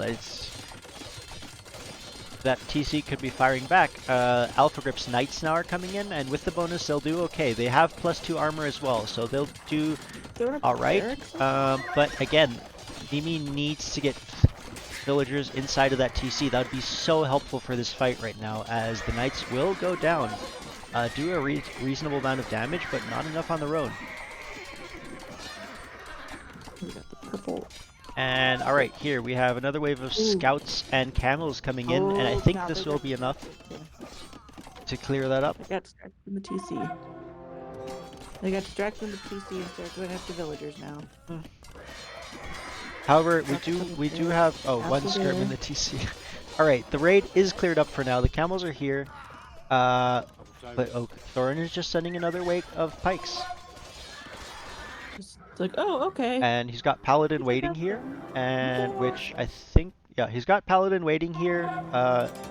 Aren't quite able to engage against these latest yet because of the castle, but Halba's coming in for Oakenshield. One of the Longbowmen needs to switch out of cavalry. If all 3 players goes cavalry and Thorin just produces Halb, that's gonna be devastating for Longbowmen. Going to be? Already is. Already is, true. Already lost a lot of minutes. However, right now, there are not that many pikes for it. It's just the Paladin, and the camels will do okay against that. I'd like to see Terag bring in the camels as well. at the same time. However, it's still enough to push these paladin back. It's like Thorin's putting his own castle out towards the... Is that a castle or a TC? Castle. Out towards the middle. Mhm. Cause problems there. Uh, I mean, he and Dino both live, but the others aren't yet. Yeah. Well, Moving up. Alpha Grip is on his way up, and I like the addition of Skirms from Nimi. That is going to help. We have Tarkins here from Dino Dragons. However, there's enough ladies here that latest. Oh, although that's a lot of halves. That's a whole lot of halves. I think the latest can take out all the Tarkins and could potentially even dive for this castle, but I honestly don't know if it's going to stay up. Nope, the castle goes down. Oh, not with Trebs and Yeah, now the latest will clear the Tarkins, but have to disengage against the halves. This does kind of give them a chance to wrap around the wood line and maybe take out the Krebs. For now, it looks like the camels. No, don't engage against the halbs. Go fight the paladin, not the halbs. the halbs are swarming. The halbs are killing everything right now. Man. We need a tech switch. We need a tech switch. I mean, halbs are... You tend to see a lot more of them late game in a lot of our community games, but they're being used to great effect right now. Yeah, and I mean, there's halbs going down, but they're so cheap and easy to replace, and you're trading them against gold units, right? You've traded them against a group of Lattice, against a group of Knights, against several groups of Camels, and halb is something that is heavily countered by infantry and by range, so I don't think Camel's a bad play from Longbowmen. I really like it, but I think you can't have everyone going Camel and Cavalry. I think one player needs to go infantry, Hindustani hand cannons. Some sorty boys in there. Yeah, Hindustani hand cannons right now would be crazy, or if you are still in Castle Age, yeah. then just go infantry. But now Thorin's army is knocking on the gate of Terag and will be through very quickly. Coming in to raid them now. That's right. Terag does have a Camels are castle coming here, in, which is going to be very helpful. However, the camels are again running into the halbs instead of the paladin. The latest are here, but again, the eco is not being pulled and protected, so bills are going down. Oh man, that is so rough. You got it. Like, I understand that we mock town belling a bit, but it's better to do that than to lose all your villager to being dead. And I mean, you can also just select your villagers and tell them to He's down. He's clearing that out. There's skirms here as well. The problem that Longbowman is having right now is they have decent army. They even have an army advantage. But they're taking all the engagements that are to their disadvantage. The camels are engaging against the halves. The skirms are engaging against the paladin. You swap those two up, skirms have extra damage against halves. Camels have bonus damage against paladin. Those trades and fights will go much better. In the wrong order. Yep. You do have some castles here, which helps, but you have elephants. Oh, so armored elephants. And yeah, armored elephants engaging against paladin there. Hal won't do great either because that's a siege unit. We do have some chakrams now. If Terag could get a massive chakrams, and you combine that with Nimi's camels, that's a solid composition that will absolutely destroy paladin Hal. Is this castle gonna go up? This castle might be denied. Will it? It's on 86%. Oh, Villagers are dead. No, they're running away. More camels here to support, though. Couple of oh, no. It lies there. It's just about a doubt castle. The corpses of its builders lying about. However, there is good news, and that is that Thorin does not have the sustained production he had last game, and part of that again is due to his constrained eco. It's so there's so little space for it, and he hasn't expanded it forward, and that's making it hard for him to keep up the unit amount like he did. And you can see he's down to just 5 paladin. He switched completely into halb. which will do fairly well. But we do have, I think I saw some switches coming in. If we do get the chakram throwers now, those are going to do really well against the halves. The opposite happening. I do still see a lot of cavalry on the field that longbowmen are committing into. Imperial Age now on the way for Ranger. Should Tarak send more guys to try to finish that castle, or no Well, at this point? He's got one guy working on there's it. one. There's one. There's one, and it looks like that's going to be enough. You will want to snipe those trebs, though, or that castle is going to go down faster than it went up. And there are halbs protecting that. Again, Team Longbowmen needs to look at the unit they're fighting and figure out what unit counters this. And cavalry is not it. No. How many is that? Like 4 trebs? Yeah, these halbs, even just this small group of halbs here, has 38 kills, and that castle's dead. 4 trebs. Dino's just like, okay, I'm Imperial Age. I'll build trebs now. Ka-thunk. Yeah, and there's just a continuous streams of halbs running forward. Yeah. And again, longbowmen still have the eco advantage, but maybe not able to figure out what military composition to use to counter this, and kind of getting stuck on this, while Thorin has enough sustained production that he's able to move forward. I'm good. I figured out what works.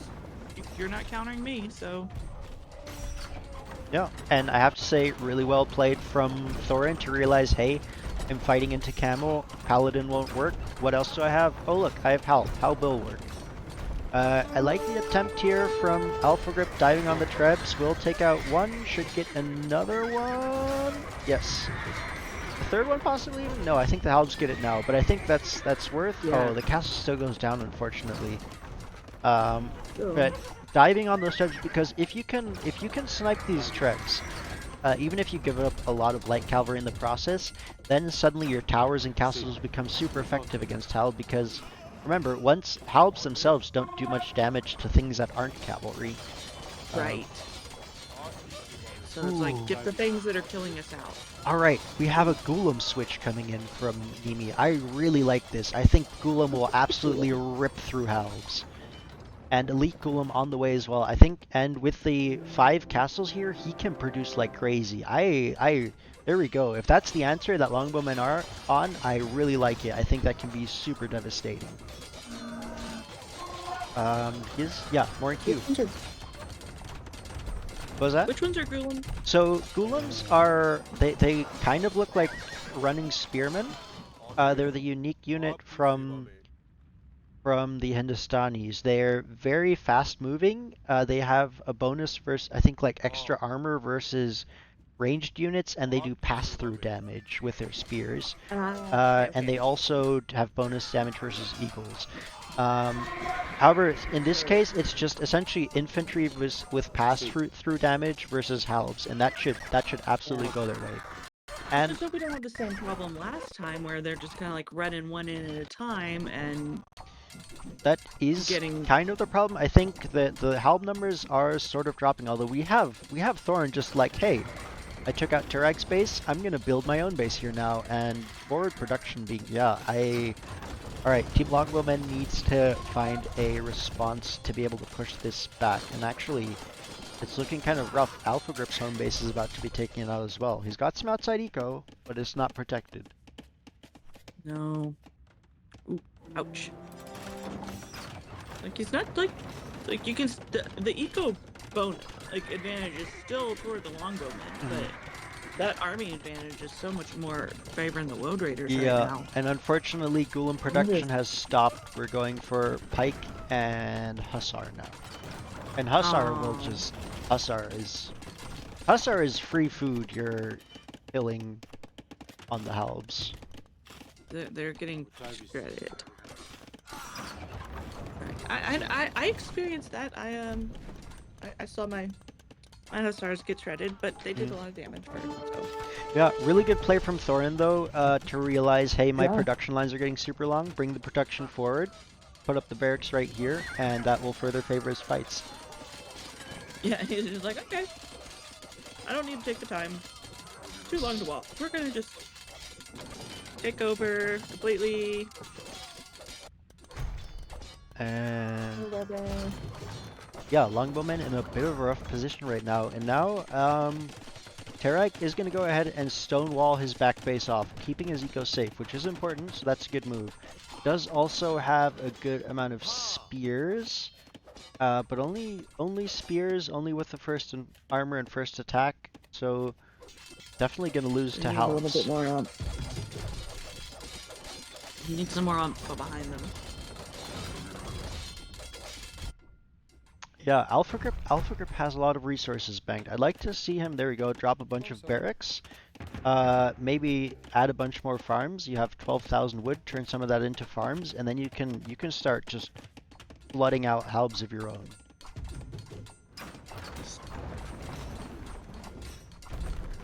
Gotta get a few more guys building, because like one person building all of those barracks Uh-oh. is gonna take too long. The majority of longbowmen's eco. Oh, I think GG has been called. Yeah, there we go. All right. So they just got smooshed out of their bases. Yeah. Again, really good job by longbowmen with the early eco setup, and I think some good ideas as well. But yeah, excellent push by Thorin, recognizing the unit switch he needed to make in doing that. Um, And and just adapting based on that. I think yeah, unit composition is what longbowmen maybe struggled with a bit. We've seen that in both matches, and that might be something going forward to look at and figure out what units to use to counter other units. Because in this case, there were so many fights where all the pieces were there even. Um, Skirm just in Camel, the wrong yeah, order. Skirm Camel can engage against Paladin Halb, but only if the Skirms engage the Halbs and the Camels the Paladin, not the other way around. Um, you wanna look at those units and see, all right, which units do I trade well against and which ones do I want to avoid. Um, Yeah. but yeah, so that's a 2-0 for the Woad Raiders who have had. How did they do in the first set? I forgot that already. Did they 1-1 in the 1-1? first set. Okay.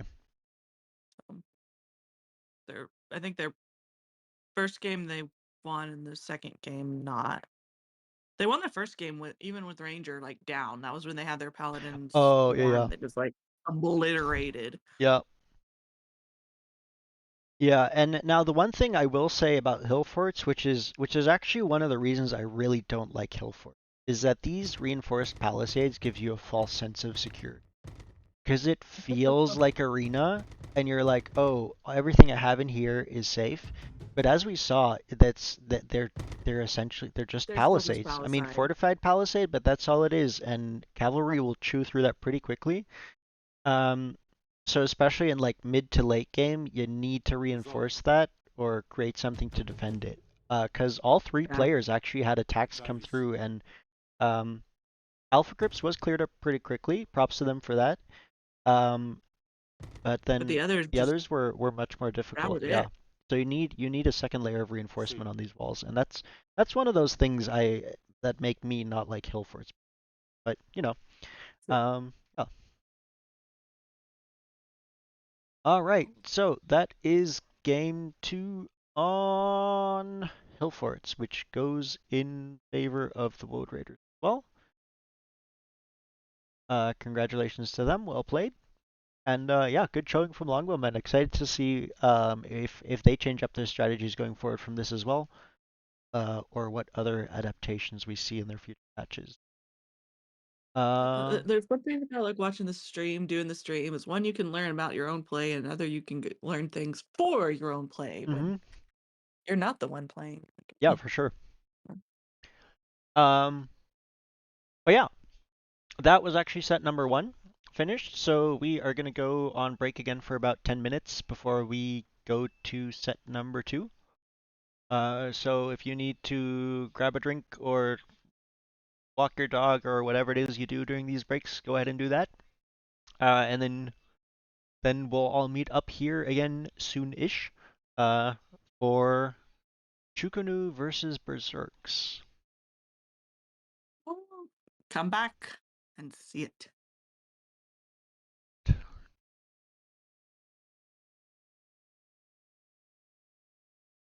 music listen to this break? That's the real question. Something excellent. Excellent. That's a good choice. I like that. We'll go with that. Um,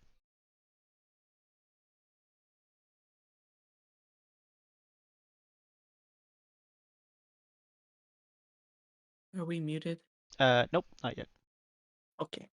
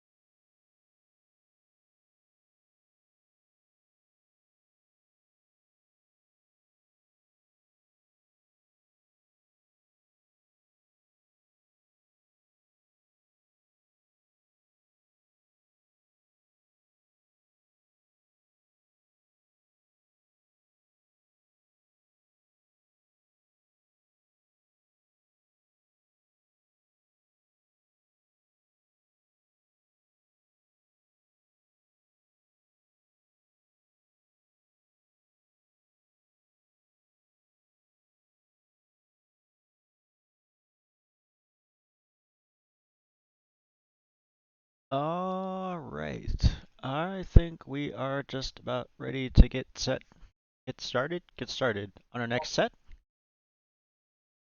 Uh, Let's do it. so we have Chukunu versus Berserks coming up.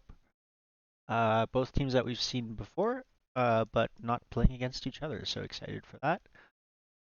Do have a Civ draft, which is surprisingly similar to the one that we had for the last teams. I think all the same maps ended up being picked or banned, just in a different order. But the same four maps got banned, and again, Cape of the Kraken is the admin map. And in this case, again, I believe Cape of the Kraken was played, so that'll be our starting map, and then we'll see one of the other ones based off of. Actually, no, I think last draft Boulder Forest was a pick, and Hun Akare was banned, maybe. Anyway, getting distracted.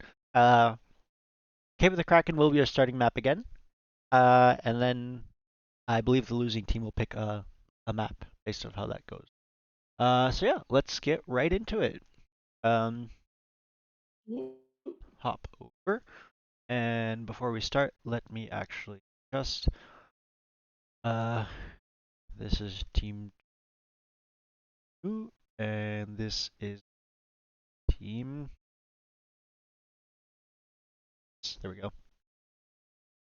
All right, you all set? Yep, let's do this. Cool. So, on the left, we have Bismarcking in the back as the Bohemians. This is a civ that in Imperial Bracket got banned a lot, mostly because of the fact that one of the things that Bohemians get is Hoofnies, which is bombard cannons, but with AoE. Souped up. Yeah, with area of effect attack, which does massive damage. Now, they are very expensive to get to, and it takes a very long time. But once you get there, they're just ridiculous. And nobody wanted to risk that. In the pocket, like previous game, we have the Spanish, this time from JD. So we'll see if we see Paladin again from him. And on the flank, we have Darkzak playing as the Incas. Also, Civ we've seen a bit has a lot of potential with cheaper units, and it's a Civ that likes to tower rush because I believe they pay less stone for their towers. So yeah. And then on the other side, we have got Gunslinger down at the flank, playing as the Goths with their lovely Huskarl spam that can just pour out in floods if you can get up to that. And then in the center, we've got West Dawn, who we saw a bit of a loving the boom in the last game that she played, just like plunking TCs like crazy. And she is playing as the Byzantines. Don't remember what their thing is. They're a strong defensive civilization, so they have cheaper trash units, so skirms, spears, and camels and light cav line are all cheaper, and their buildings have extra HP. So that's a solid defensive indeed. Parker Potts up at the top. She is playing as Chinese. One of her favorite civs, actually, that she tends to go for that fairly frequently. I was gonna say, aren't they the ones with the Chukunu? They are. So, Team Chukunu. So appropriately named. Yeah, going for their namesake unit, probably. And yeah, I was gonna say, I'm pretty sure we saw Parker Potts playing Chinese last set as well. And yeah, well, it's interesting to see whether we see Chukunu going for raids, or, I mean, probably archers early, because, you know, Chukunu come out of castles, so we won't see them before Castle Age, but, yeah. Also interesting to see whether teams choose to go for water this map. Again, it is worth doing. There's a lot of fish here, and the ability to transport around, harass the shorelines. There's a lot you can do with this if you choose to do so. It's a lot more of an eco advantage than a military advantage, though, on the water, because again, it's hard to reach the enemy from the water. But yes, if you have something like bombard cannons, or in the case of the Byzantines, dromons, you can range a fair section. Like, I think, for example, Darksack's It should TC be would really be, I don't think it's in range, but it'd be close. Like everything up to that, and that's a fair chunk of map control that gives you. It's true. But yeah, long term, the goal of water control is definitely economic. Uh, getting all these fish, maybe going for a fish booming, and potentially setting up trade cogs, since it is basically almost the entire length of the map, which makes for very nice trade. I mean, if you're really clever, then you could like try to get one on the far corner and the far Ooh. corner and like protect your dock, and then you'd have a really long trade line there. Yeah, Bismarcking has managed to lame some of the goats from Parker Potts, it looks like, that are running Oh, back right now. Parker yay. Potts did find one of them, that is hanging out there, but all the other goats are sneaking their way around. That's a nice find for Bismarcking. We've seen, That is. I believe it was on Hun Akare, we saw a pocket player getting their goats lamed, and it set him back for basically the duration of the game, and in a way almost won that map for the other team.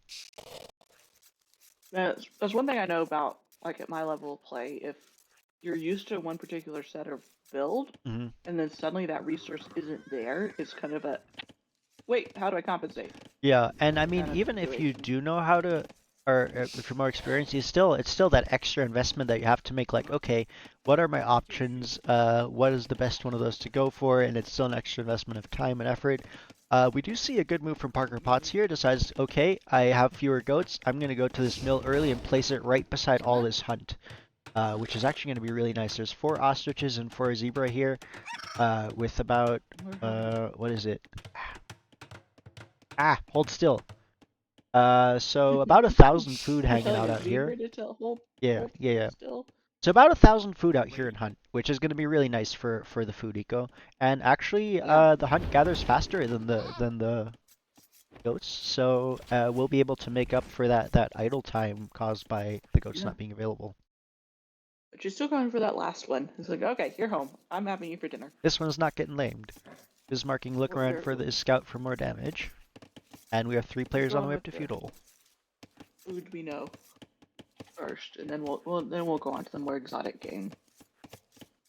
Bismarcking is looking for early pressure forward. He Ooh. just pinged this sneak barracks that he's just placed the foundation of. Villager is on the way.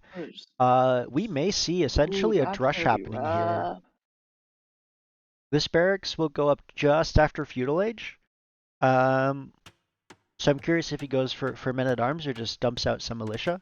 But this could be very destructive, as this is a lot of exposed food eco. And she probably can't see that. I don't think Why so, would no. why would you? Why would you expect that? Yep, has no idea that that's there. And that's not, I don't think that's something I'd expect either. No. That is a really good play from Bismarck. Snuck into those trees there. It's only got the one villager committed, so there's at least that. Yep, it does look It like... goes down. Oh, there's another one headed that way. It's there. Yeah, Gumflinger and Weston have both gone to water, so bringing in some of those fish. So a lot of the good alternate food sources being utilized now by Chukunu. But the question is, all right, we got a second villager on his way here. He was like, "I'm here to help." Oh, you're done. Oh no, I missed out on all the work. What a bummer. Oh, okay. Well, we'll just stand around here, have a good chat. How was your trip over? Did you run into any lions, bears, tigers? They're Oh, gonna okay. go. Time to Ooh, work. careful. Now, I like putting these villagers to work, maybe putting a lugmore camp, but you got to be careful that you don't put it in sight. Oh no, Oh, he's going for an archery that's range. an archery range. Oh dear. Now, hold on. This could be rough. Parker Potts' scout is here. She still doesn't know. She knows a scout is hanging around, so she does go for a barracks, which is already going to be a good first step, but she has not yet found this barracks. Or the archery range, which is not complete as You're well. just out of her range. Is that another archery That's range or a no? blacksmith. Blacksmith. But yeah. This Blacksmith archery range. ooh, There's this could get upgrades. ugly. Oh. And actually, this has potential to hit Weston as well, who has no military building. Looks like she's just going for a straight fast castle, as Blacksmith is on its way. And historically speaking, I know that Parker, Potts, and Weston both, they're more like the boomer. We'll settle down, we'll build, we'll get our eco going, and then we'll get our army. Yep. Not... Ooh. Okay. Parker Pot's scout just moved around here. No, but it still missed all this. It's looking for Oh it. my. It is looking for Bismarcking scouts. So if it goes in on the wood line to try and find it, it'll discover this military fort, which would be huge. It's just like circling around it. But she is quickly running out of time. Oh no. There are two archers now, two more queued up. Fletching is not yet in. And it looks like most of the hunt is taken. So the one advantage that Parker Potts might have here is that she might be moving away from this mill anyway once the hunt is gone. She might, but she might also just be moving in for the wood now. Yep, and here comes the first wave of archers. 3 archers. Suddenly appearing out of nowhere. Just Out of the darkness of the forest. And this villager does have bloom. Okay.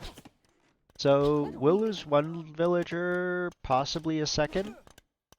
But I think Parker Potts will be able to bring the food villas home. However, that does still leave the exposed wood line.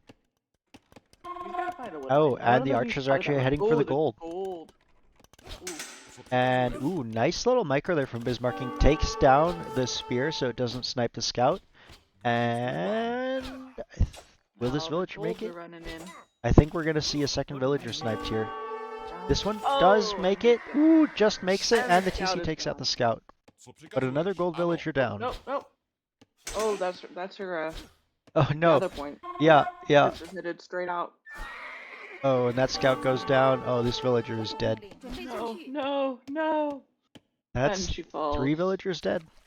Now she does have a dock as well. So again, one team going to water, which should theoretically give them an advantage. But there's this military fort to deal with and more continuous archer production. The scouts are coming in one by one, so they'll do a tiny bit of damage, but not really find any value.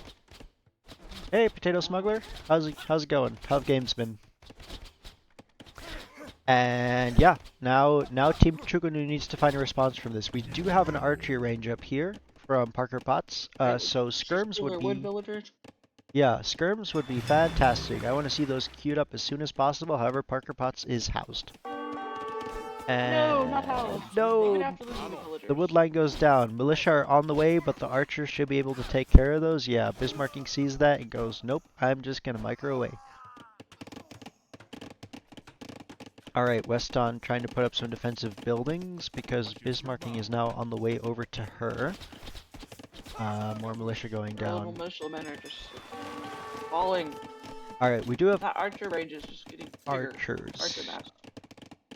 Archers are okay, but in even numbers, Bismarcking's archers will win against Parker Potts' archers, although they do all have the upgrades, but just by sheer numbers, and that's why I think Parker Potts should maybe build skirms, just with the bonus damage and not needing to invest gold.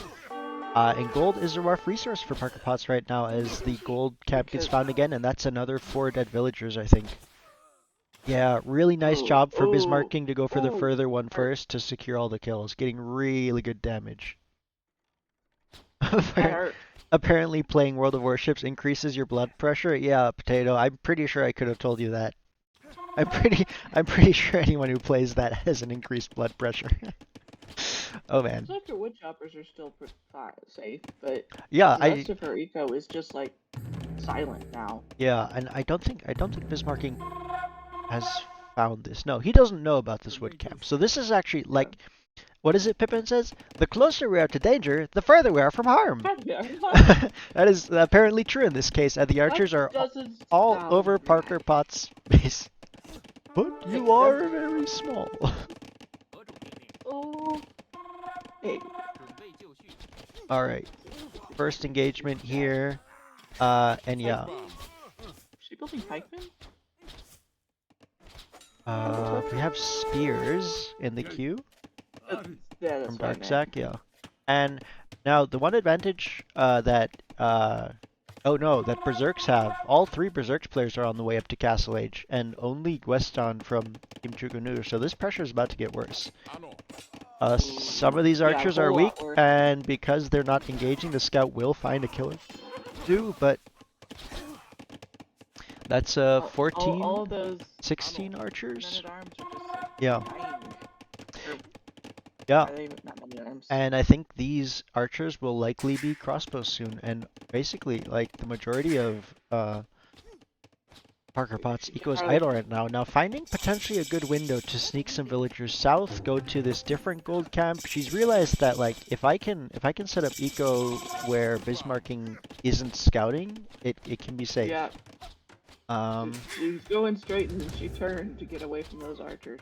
but Bismarcking is going for a siege workshop. This TC is going to be in danger soon. Real soon. Second TC coming up from West Dawn, and this is nice because it actually helps protect Parker Potts' gold mining as well, and will secure her gold Yeah. income. On the other side, though, Bismarck going for second TC and a third TC as well, and pinging some idle villagers from JD that I don't know if those actually got waypointed up there, or if there's a plan. Kind of But went the wrong way. They kind of had gone the wrong way. crossbow coming in, bodkin coming in, and battering In the ram. goo. Yeah, that TC's not gonna last much longer. This is a really, really nice push from Bismarcking. Wow. He's played this super was- well. Yeah, so we've got Dark Jackwall and his spaced up just a bit so that Yeah. Gunflinger can't just come waltzing in and Yeah, and that's a good move, right? He Nothing. doesn't need to go into military right now. He's not being pressured. He just needs to defend this side while the other flank pushes. So go for those walls, and defend. Looks like he was plunking a siege workshop there though. Yeah, which is fine. Defensive siege workshop. You get a mangonel or two against archery ranges pushes, and you have the pikes against cavalry. I don't hate that. In the north, the How scouts many more do take out the ram. do you think we're gonna see?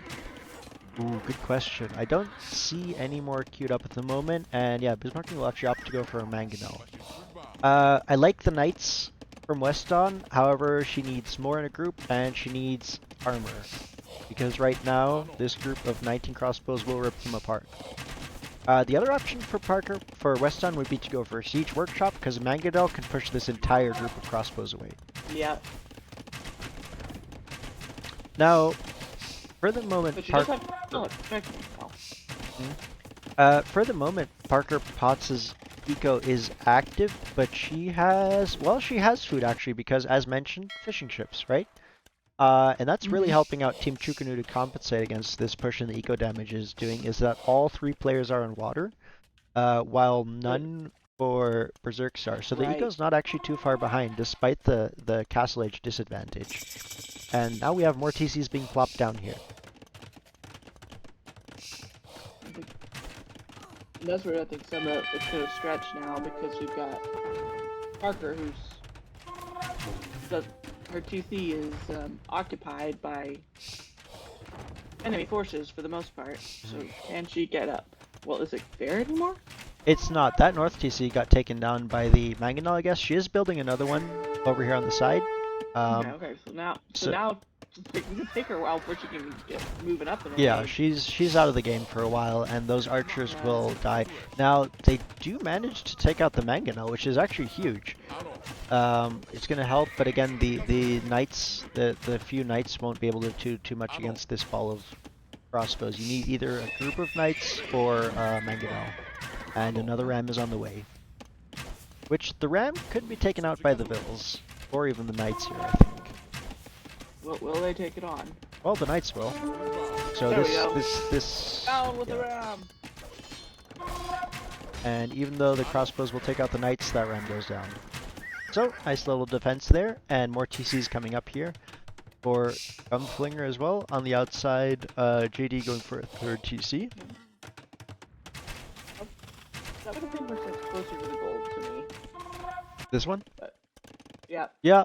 Yeah, you could definitely go at least one tile closer. Oh well. Alright, we do have a group of scouts come in here. These scouts... Oh, the armor isn't in yet though. But still, just due to the numbers, they'll push back the crossbows for the moment, take out some siege again. And so for the moment, this TC at least is safe. Is this free pro? Archers are close enough.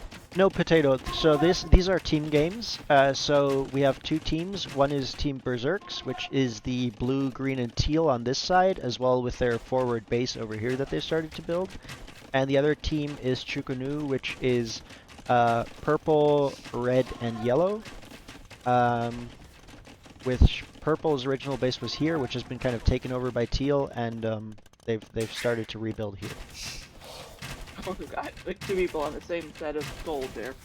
Another ram incoming. Another ram, but scouts here to take it out. There are a lot of crossbows though, so those scouts might all die before they. Oh no! Oh no! Uh-oh. Ram will go down eventually, but really, I am loving the micro from Bismarck. And he's like, yeah, oh, your TC's firing on the ram? Okay, I'll dive in a little closer with my crossbows, snipe some knights, and then pull back immediately to keep that mass safe. He's been doing a really good job of keeping the units alive and microing around with those. And keeps working away. Now we do have, oh, those weren't even light cav, those were scouts from Gunflinger. That's why they went down so quickly. In the meantime here, Docksack about to complete. We have light cav upgrade just came in for Gunflinger. Good. What about armor? We have the first armor now at least. So future trades should go better than those first ones went, but this is a dangerous ball. We're up to 31 crossbows now, and they are diving in on the gold. Does Weston see this? She does now. The TC will start firing. The TC does not. Oh, that was like 4 that went down? Yeah, and this TC does not have fletching. This TC has no upgrades, so that's going to be really rough. And again, there's archers here to engage, but the crossbows have more numbers and just base better values, so these archers will just get cleaned. And look at the army advantage, 65 to 15, and most of that is just this ball of crossbows right here. Wow. And on the other side, Darksack is done waiting. Pishov is coming in. Pike's coming in. Forward castle as well. And now Gunflinger's in trouble. Castle Age coming in for Parker Potts. Parker Potts is finally coming. He's finally coming up. Oh, come on. Gunflinger, run your bills. Don't just leave them sitting there. Have them please. If they can't get to safety, please. This TC does have Bodkin, so pikes are slowly going down, but it's a lot of villager kills. So many. Is it full? Is that why they're not it's full. So 15 villagers is what most TCs can hold, and it's completely full. Ouch. And so he's off gold. Now I like that Gunflinger's going into infantry line. Infantry will do well both against pikes and against the monks, and even against eagles if Darksack chooses to go for those. As Incas, of course, Darksack can then go into slingers, which hard counter infantry, so then you gotta keep making switches, but yeah. And forward castle in the north now as well, from Bismarcking. He is tamping that down. He is, There's and not many vills over there, but all his military is like, okay. yeah, and he's added pikes now. He's like, alright, you keep sending like cav and knights at me, I'm gonna bring in some pikes to protect my crossbows. Which, actually, we must have missed a fight, because we had 30 crossbows, and we're down to 15. And we've got Weston with this like line of houses that are set up, but none of them are built. Yeah, and I think that... Oh, there go villagers on the way. Okay, I thought this was a shift queue thing, but it looks like the villager was just on the way. Is massing up knights now, though. Not just sending them in as a group of 9 knights. Now they will still struggle against the pikes. And Halb is in, and Kamayak are on the way, and even, like, infantry will do well against Halbs, but they will struggle against Kamayak. I like it better when those guys are on my side than Kamayak. I think, I want to say we had a game last year where Incas were on my team, and my teammate just went to town with those guys. Yeah, I mean it's one of those unique units where they feel like just a spearman, but you can, because they have that extra range, you can stack them. So if you get a big group of them, they're just devastating, and they just kind of hard counter any sort of melee unit. She can't That's where you quite. really need siege. All right, I do like the gillnets coming in for Parker Potts to increase her fishing eco, because that's basically the extent of her food eco right now. So doing what she can to compensate for that. Barracks being dropped now as well for Weston. So I think the halves have been Okay. seen, and we're looking for a response. Looks like we're getting infantry, which is a solid choice. Crossbow on the way now for Parker Potts as well. Um, and oh no, this is not Our a wood chopper defensive just. castle. This is a third forward castle from JD, who has knights of his own. Oh, And actually, this line of castle is slowly cutting off Team Chukunu and pushing them away from the center wood. Wood might it become an is. issue. We've still got Parker Potts on her wood right now, but I think that's about to go down now. It looks like Oh, yep, the the knights are coming in. JD's knights have found that Yeah. little cluster of guys that were just Now they are chasing these hanging three bills, around. so the other four might be able to hang out for a bit. But all Now right, would you wall? I would wall those guys in if I were. probably, yeah. Although there are a lot of crossbows, so I might just try and sneak them out. The knights from Weston move forward, but they will run straight into this group of halbs. And I mean, two of them reach the treb, but they don't do much damage before they get taken out. This town center gets That trebbed hurt. down, and I think we're slowly getting towards the end of this game here, as Yeah. Dumbflinger has also lost his starting TC, and they're coming all over. Yep, GG is called by Weston. Yeah, really well played by Team That Berserks. forward archer thing was. Yeah, it was all off of this tiny little forward base, and I mean it was um even that was close, right? If you think about how many times Parker Potts' scout got so close to finding that, right? It was So like a close, like one tile off. It was right just there, see that, right you there. immediately go, oh no, you're on damage control, and you can maybe get a response. Um, Get a wall up or something. yeah, the only other thing that I think would have been really effective would have been to go into skirms instead of Yeah. archers, right? You're forced off of gold anyway, and skirms don't cost gold, and the skirms do bonus damage against archers, so you're going to be trading much better. And when you're at a numbers disadvantage, you need that. Um, but yeah, really, really well played by Bismarck. Also, really good job just keeping that mass of archers alive, upgrading them all to crossbows, keeping them alive, adding halberds to protect them from the cavalry.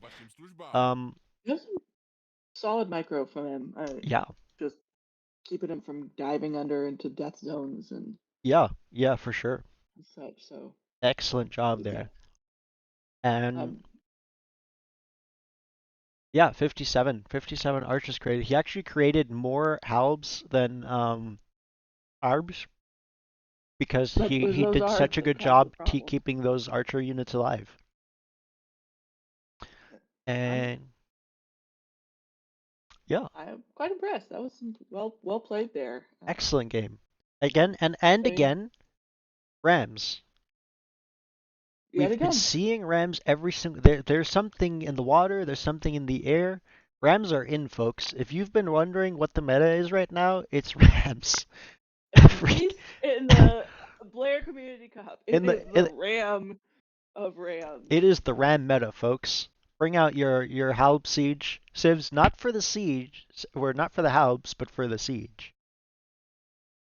Um, I will say that this did reflect a little bit back to Clef had asked Alpha Group had commented on about taking water last time. It didn't seem to do him a lot of good. mhm. But here, because we had the Chukanu on the water, they actually had food going, particularly Parker, even when she was driven off of everything else. Yeah, So it can be pretty critical at times. yeah, yeah, for sure. Not necessarily militarily relevant in this game either, because it was yeah, there was no contested water, but so much eco on water that definitely helped Chukonu uh while they were in that stabilizing phase of it, and gave them much better chances than they would have had otherwise. They Uh, would have been sadly toast yeah, a lot sooner, methinks. yeah. Unfortunately, they still ended up being toast, thanks to Bismarcking's excellent work. But yeah, It was that just that's at the way it least goes. slower toasting. This does mean we go to a Chukunu home map pick. now, and we're actually going to go to Donut. So going for another map that we have not seen yet. Uh, if you're wondering why it's called Donut, observe the map. You may see there's a giant circle, much like a donut. Uh, and yeah, if you're all set, I'll just start. It's yep. Let's go for it. Um, It's more like the cruller donuts, that are twisted, not like the regular yeah, round yeah, ones. we don't go for those A little lame donuts. bumpy. We go for the fancy donuts. Yes. Now, at first glance, this map looks a lot like Black Forest with lots and lots and lots and lots of wood and narrow gaps between players. However, a big difference is that this grayish terrain is terrain that you cannot Unbuildable. build on. So you can't just wall off this So gap and frustrating. feel safe. You actually the best option you have is similar to hill forts, build all the way up to it, and then maybe put some towers, put some pikes in the middle, and stand ground to try and seal that off. Um, but that means that in effect, it's kind of an open map.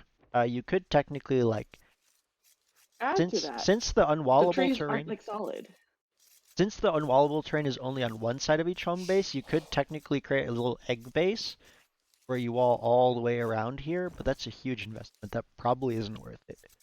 Um, And those trees aren't solid. Like you can get through the yep, trees. there are gaps. In Yeah. fact, there was, without spoiling too much, there was one map where these generations are a bit different, where these center starting areas were huge, and instead of here we have what, one, two, three, four, like 8 trees, 10 trees thick Yeah. is the gap. It was the tree line between separating players was 2 trees wide, and there was gaps in Ooh. everywhere. So map generation Oh, does that's rough. play into this a bit. Mhm. One other thing about this map is we do have a whole lot of relics. As you see, there's 2 relics that each player has, which means in 3 versus 3, each team has easy access to 6 relics. So any civs with relic bonuses can severely benefit from that. But as it is, we have Darkzak as the Goths. So, like as mentioned before, potentially looking for that bit of a boom and then flooding infantry forward on the flank. In the pocket, JD as the Cumans. Very unique unit or civ in that they're the only civilization that can drop a second town center in the feudal age, which can make for one of the strongest booms in the game.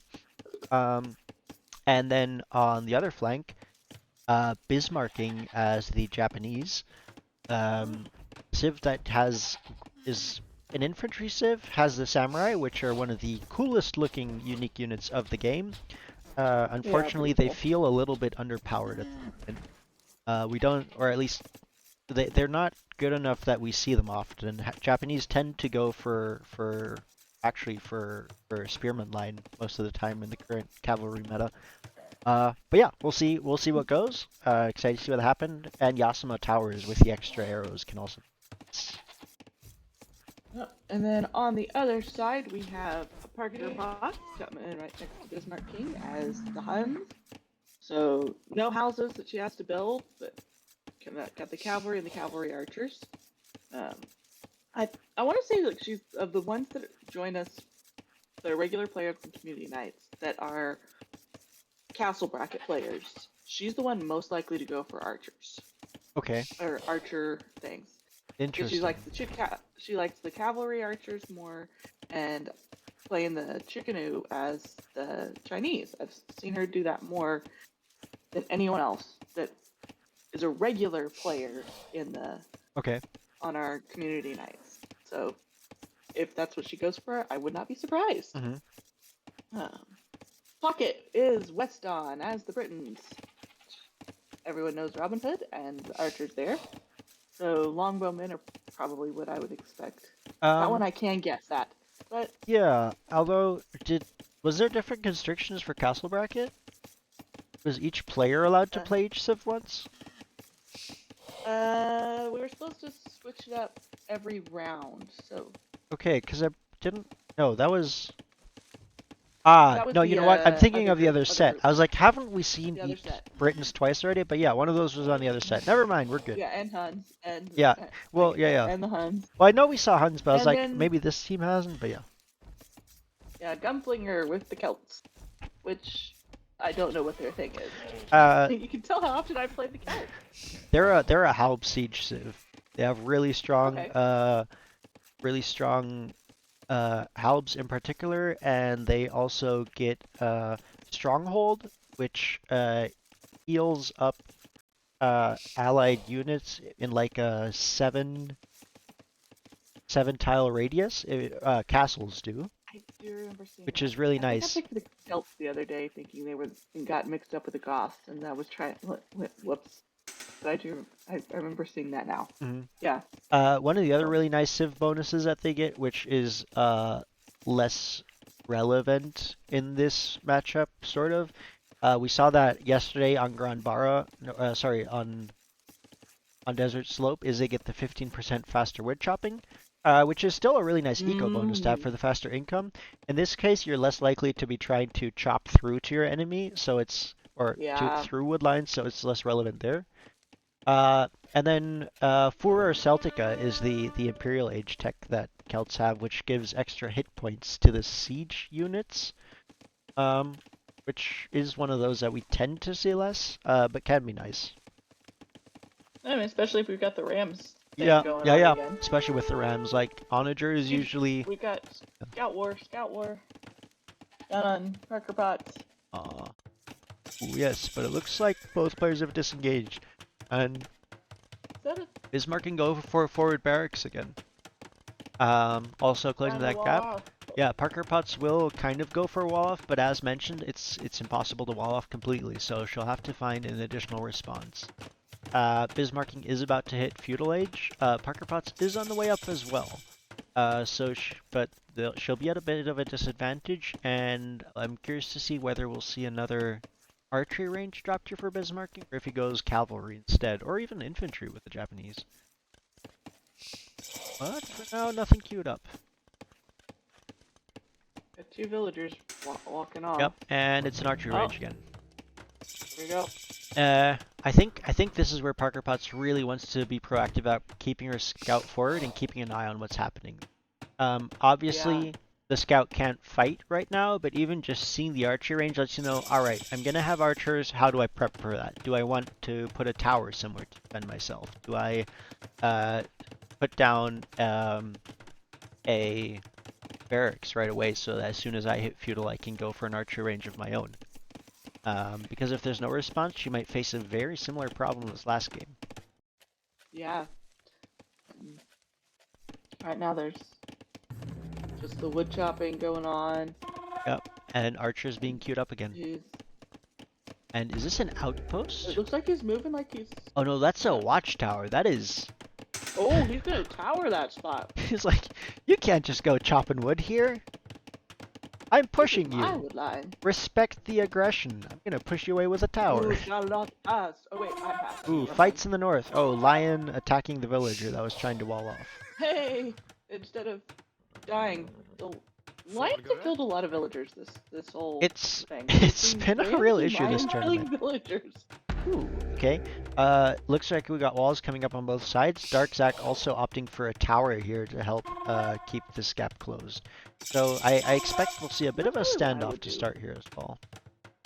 It's a good I would choice. probably be putting a tower there. It's tower will do well, especially against archery units. As actually, his marking has gone for Ooh, spears what's she as trying to well. do? But Did she try to put a tower up? hmm? Oh no, that was No, I there was something. think There there. was a building there that got Yeah, lost. I don't know. Hold on. No, yeah, Parker Potts is down to 75 stone, so that's the tower that got denied or Ouch. taken down. That is unfortunate. That's a lot of stone lost. And again, the archers are here, so Parker Potts' own spears can't really engage because they just get sniped down. Parker Potts needs to get those villas on the berries safe. Yep. ASAP. Needs a whatchamacallit, archery range for the skirms. Try that. Yeah. And one will And go they're running. down. They're running. And that one looks like looks like she's tasked All right. into the gold again because that guy just started headed that way. Yep. And the gold at least is safe for now while this group of units takes out the mill. However, the archers are being tasked back. No, they're just patrolling, I guess. So this other wood line seems to be safe for the moment.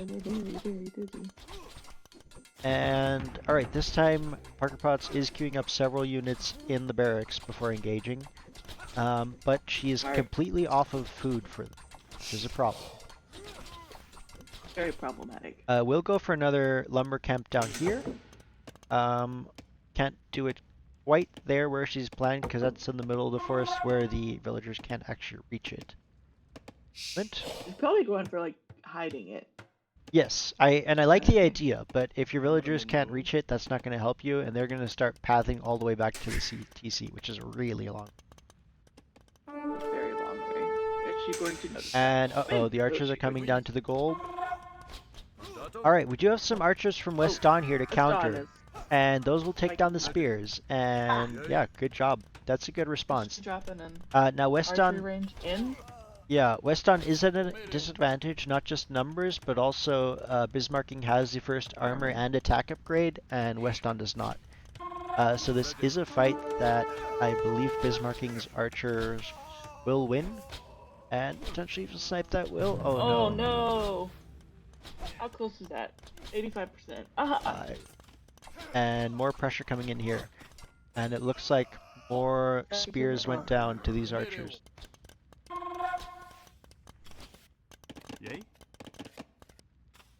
Scout from, oh no, this is Parker Potts' scout, okay. They're just going, gold, give me gold. I will be the richest man in town. Now, but we will starve you in the process. If Parker Potts can stay on this gold, one option that she has is to drop a market and potentially buy food. However, the archers are looping around down this way as well now, so I think she's about to be forced off of this, which is... needs to know this as soon or she's going to lose a lot of villagers. There you go, she notices. I think she'll still lose one, maybe two villagers. They are running toward West Dawn. And I think that's a reasonable choice. What you don't want to do is like send them down to the wood line so that Bismarcking can find the wood line. And so if you feel like you can't get back to your TC, you can go back to your ally and they can help protect you. Now she has found the gap between these two archer groups. We'll make it back to the TC, and the TC will actually take out these two archers, I think. Yeah, so that's a nice level. Yes! Holla! Oh. Hurrah! But looks like nothing much is going down on the north end of the battlefield. It's a big standoff, although again we have a mass of spears from Darksack and Castle of Age on the way from all three players. Gunflinger's got flags on his barracks, so he's got some dudes queued up in there. Yeah, let's see, what's Gunflinger? Got 3 spears. And we have a watchtower coming up here as well, which will also be... But only one person building. Yeah, I think that's fine though. I don't think Darksack is planning to push anytime soon. He's focused on booming. Market and Blacksmith coming down for Parker Potts. So potentially looking to buy her way up to the Castle Age. Does have a lot of wood she can sell off and a lot of extra gold to buy food. And that would be a help because if you get to Castle Age, you can go for a siege workshop, which will do massive damage to these archers. Get that. Mangonel. Exactly. Yeah, Mangonel. Yeah, that one. Castle Age is also on the way for Gunflinger. I honestly, I wonder why they didn't just call it Catapult. Like, at least at the, like, I understand that you need a different name for the upgrade, but there's, like, no unit in the game called Catapult. And you know, maybe they just went for the more technical term, which is fine, but it's harder to remember than Catapult. But then you could also, like, okay, is the Catapult, is that one the Catapult, or is it the Trebuchet that's the Catapult, kind of thing? Because they both have the same kind of... I guess. way they work. We do have a bit of farming eco being set up here from Parker Potts. However, her mill went down, and I don't think, no, horse collar's not in yet. Big army pushback Yeah. coming in from Weston though, and this is enough, I think, to push back for the time being. Bismarcking is doing a really nice job microing back though. We'll get all the infantry, and then I believe, Ouch. yeah. Like watching those guys go down is sad. And now, Rough. yeah, crossbow is in for him, and he can actually outrange these archers now and take them down, and he's actually going to win this fight. You got that upgrade just Yeah. at the right time. Yeah, and Weston Maybe needs to that is pull a- away to keep her remaining units alive. Yes. And no, oh Oh. no. The crossbows are going to Yes, see the that's wood okay. line now, because they pulled back this way. I'm like, quick, build a wall, build a wall.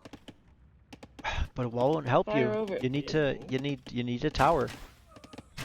Oh no, all these villagers are gonna go down. That's unfortunate. But yeah, again, really good job from Bismarcking. That he could have, if he wasn't paying attention, he could have lost that entire army there.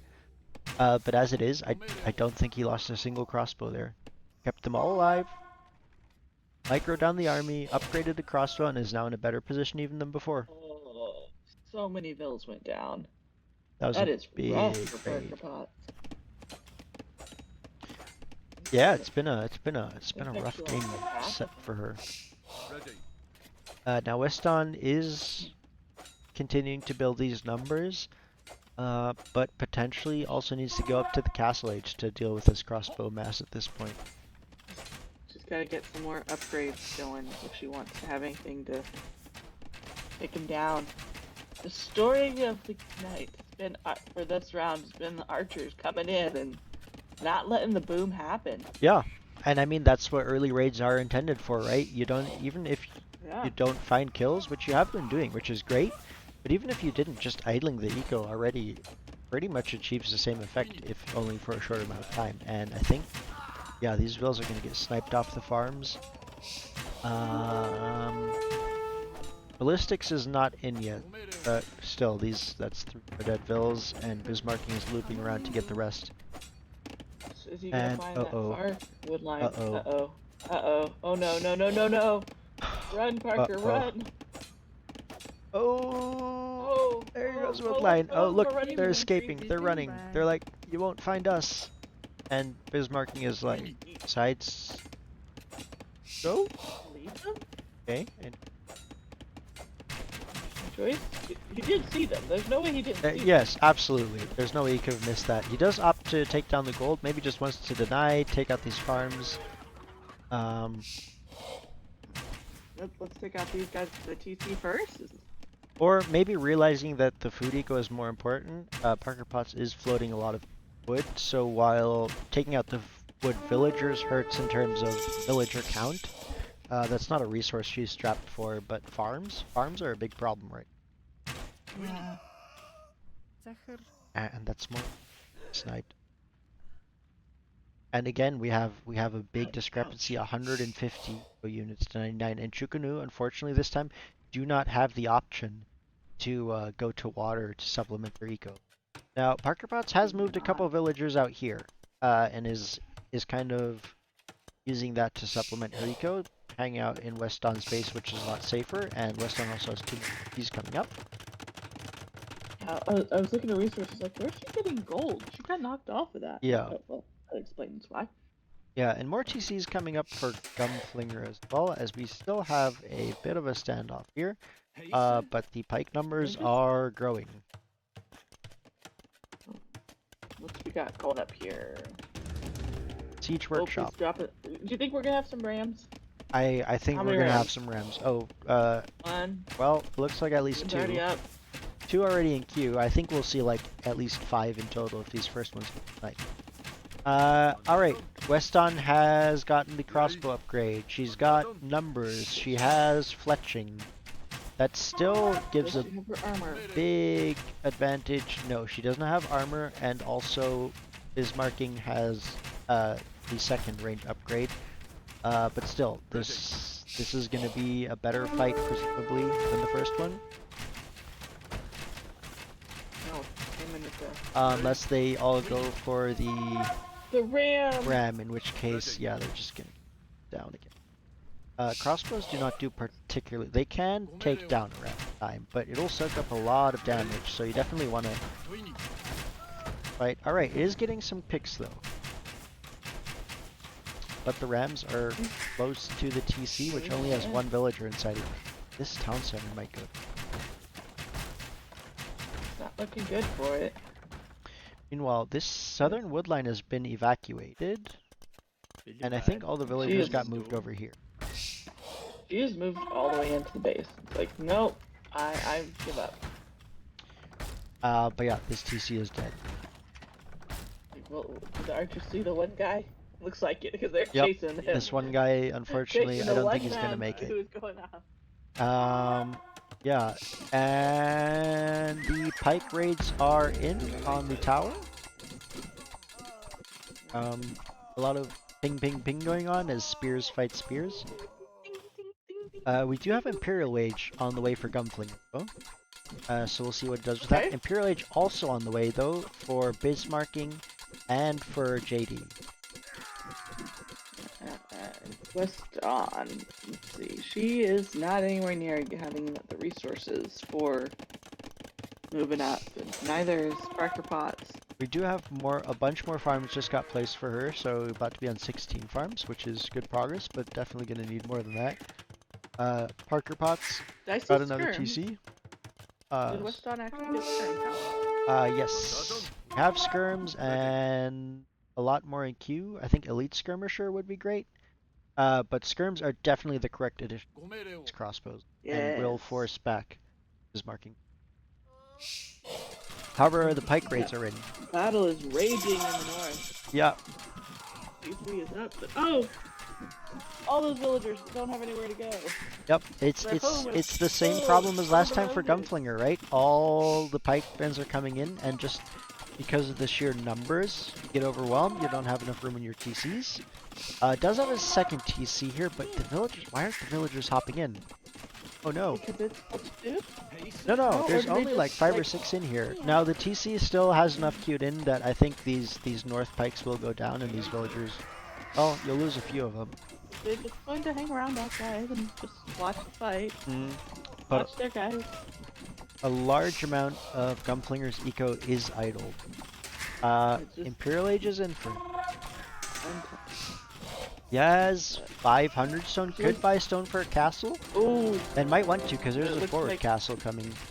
Dark Jack is dropping one on his face. Yep. That ain't gonna be pretty.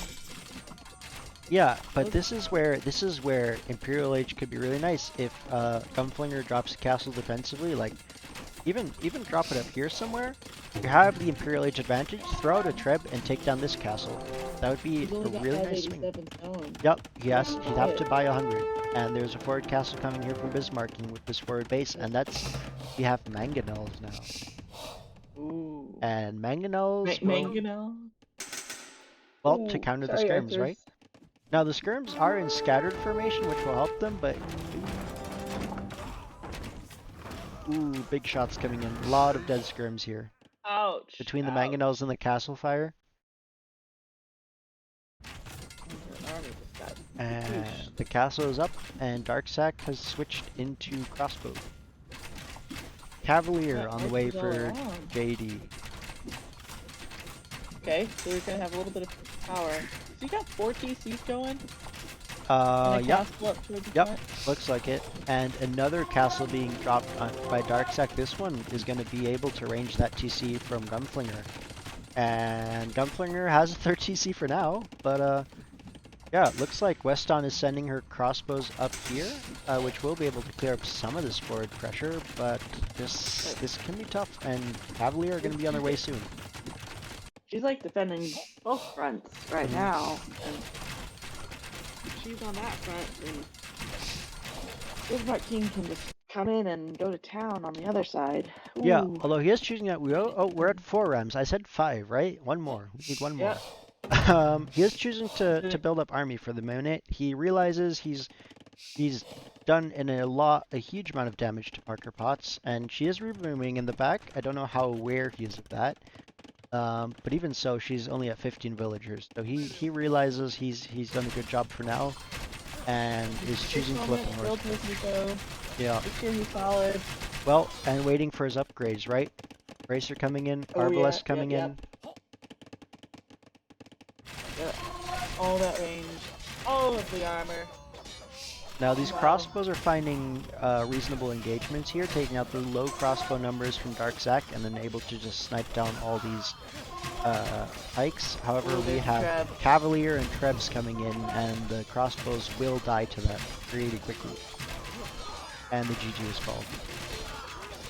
You saw it coming. Yeah, Oh, Parker Potts will get through that. Oh man. yeah. Well, and That was yeah, go well ahead. played by the Berserks.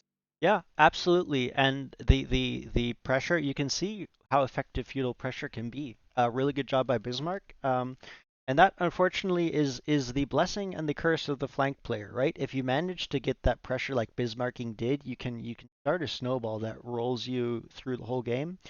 If you Yep. get hit by that early feudal pressure, you can just have such a hard time You're defending.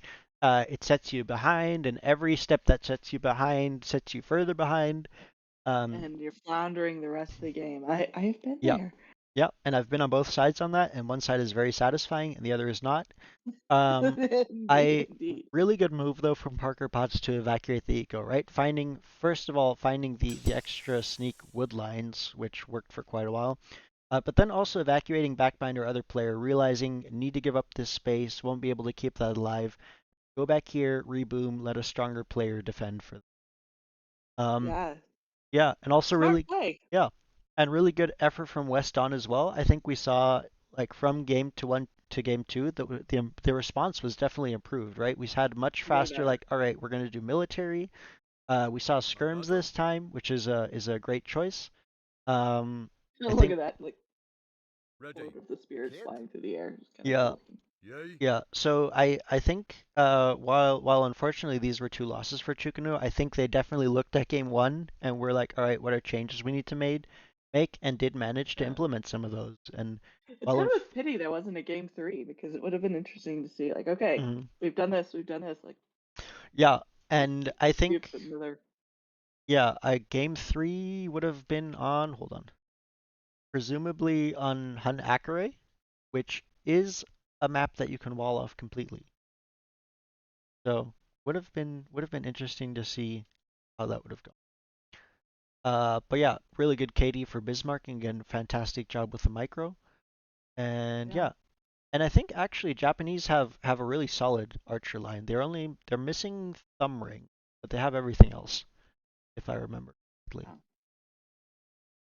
And yeah, you can see that that's the thing about archery play is it requires a lot of micro, and you Way can more see micro. Bismarcking was working hard. That he was. Yeah. So the set hasn't been quite as evenly played as the last set, but on the castle bracket. Mhm. Uh, but it was good play. Yeah, Was seeing that. yeah, How about and that's so something that what am I on the wrong scene? No, I'm on the correct. Yeah, and this is something that we mentioned previously. A lot of it was small mistakes, right? It was one or two details. In the first set, the eco was strong for longbowmen. The problem was in the unit selection, and even just in some of the engagements, having the wrong units engage wrong enemy yeah, units. Um, and in this case, it was just a timing thing, right? Bismarcking was a bit faster, managed to get that aggression out earlier, and just did a really good job of steamrolling that out into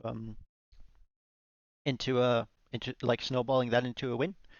Um, I think yeah, Parker Potts never really got a chance to get to Castle Age comfortably, and it would have been interesting to see how that would have shifted the game around. yeah. And in either of the games, she got hit pretty hard Yep, both times. yep.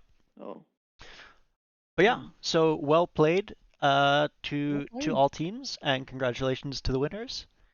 Um, Indeed. and yeah, that concludes our game sets for tonight. Um, Castle round two. Castle round two, yeah. Imperial cast is planned. I think the planned stream is for tomorrow evening. There is a chance I will have to cancel that. If so, I'll throw a notification into the Discord server. Um, Copy that. That's still pending a potential conflict, scheduling conflict to have. But yeah, and as always, I believe the yesterday's cast should at this point be exported to YouTube. I had that running earlier. Sometime it takes a bit with the processing and all that.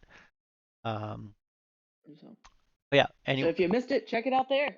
exactly. And this Both with round 1 of Castle and round of Imp. Could check them out. yep, and this cast should be up soon as well. Um, yeah, that's pretty much All it right. for me for tonight. Thank you all for coming and hanging out and watching. Thanks, Thalion, for hopping in and co-casting. Well, pleasure joining you for the day. Yeah, and And yeah, I think we might have you on again next week if I have that in my head correctly. that's the plan. Sweet. Might need to get some upgrades so that I can my computer can keep up with everything. Yeah, that's yeah, relatable issue. But yeah, in the meantime, in between time, have a good evening, everyone, or morning or afternoon or whatever, and I will see you either tomorrow or if that stream gets canceled, then I believe Wednesday. Yep. Take Yeah. care, all. Good having you with us. See you next time.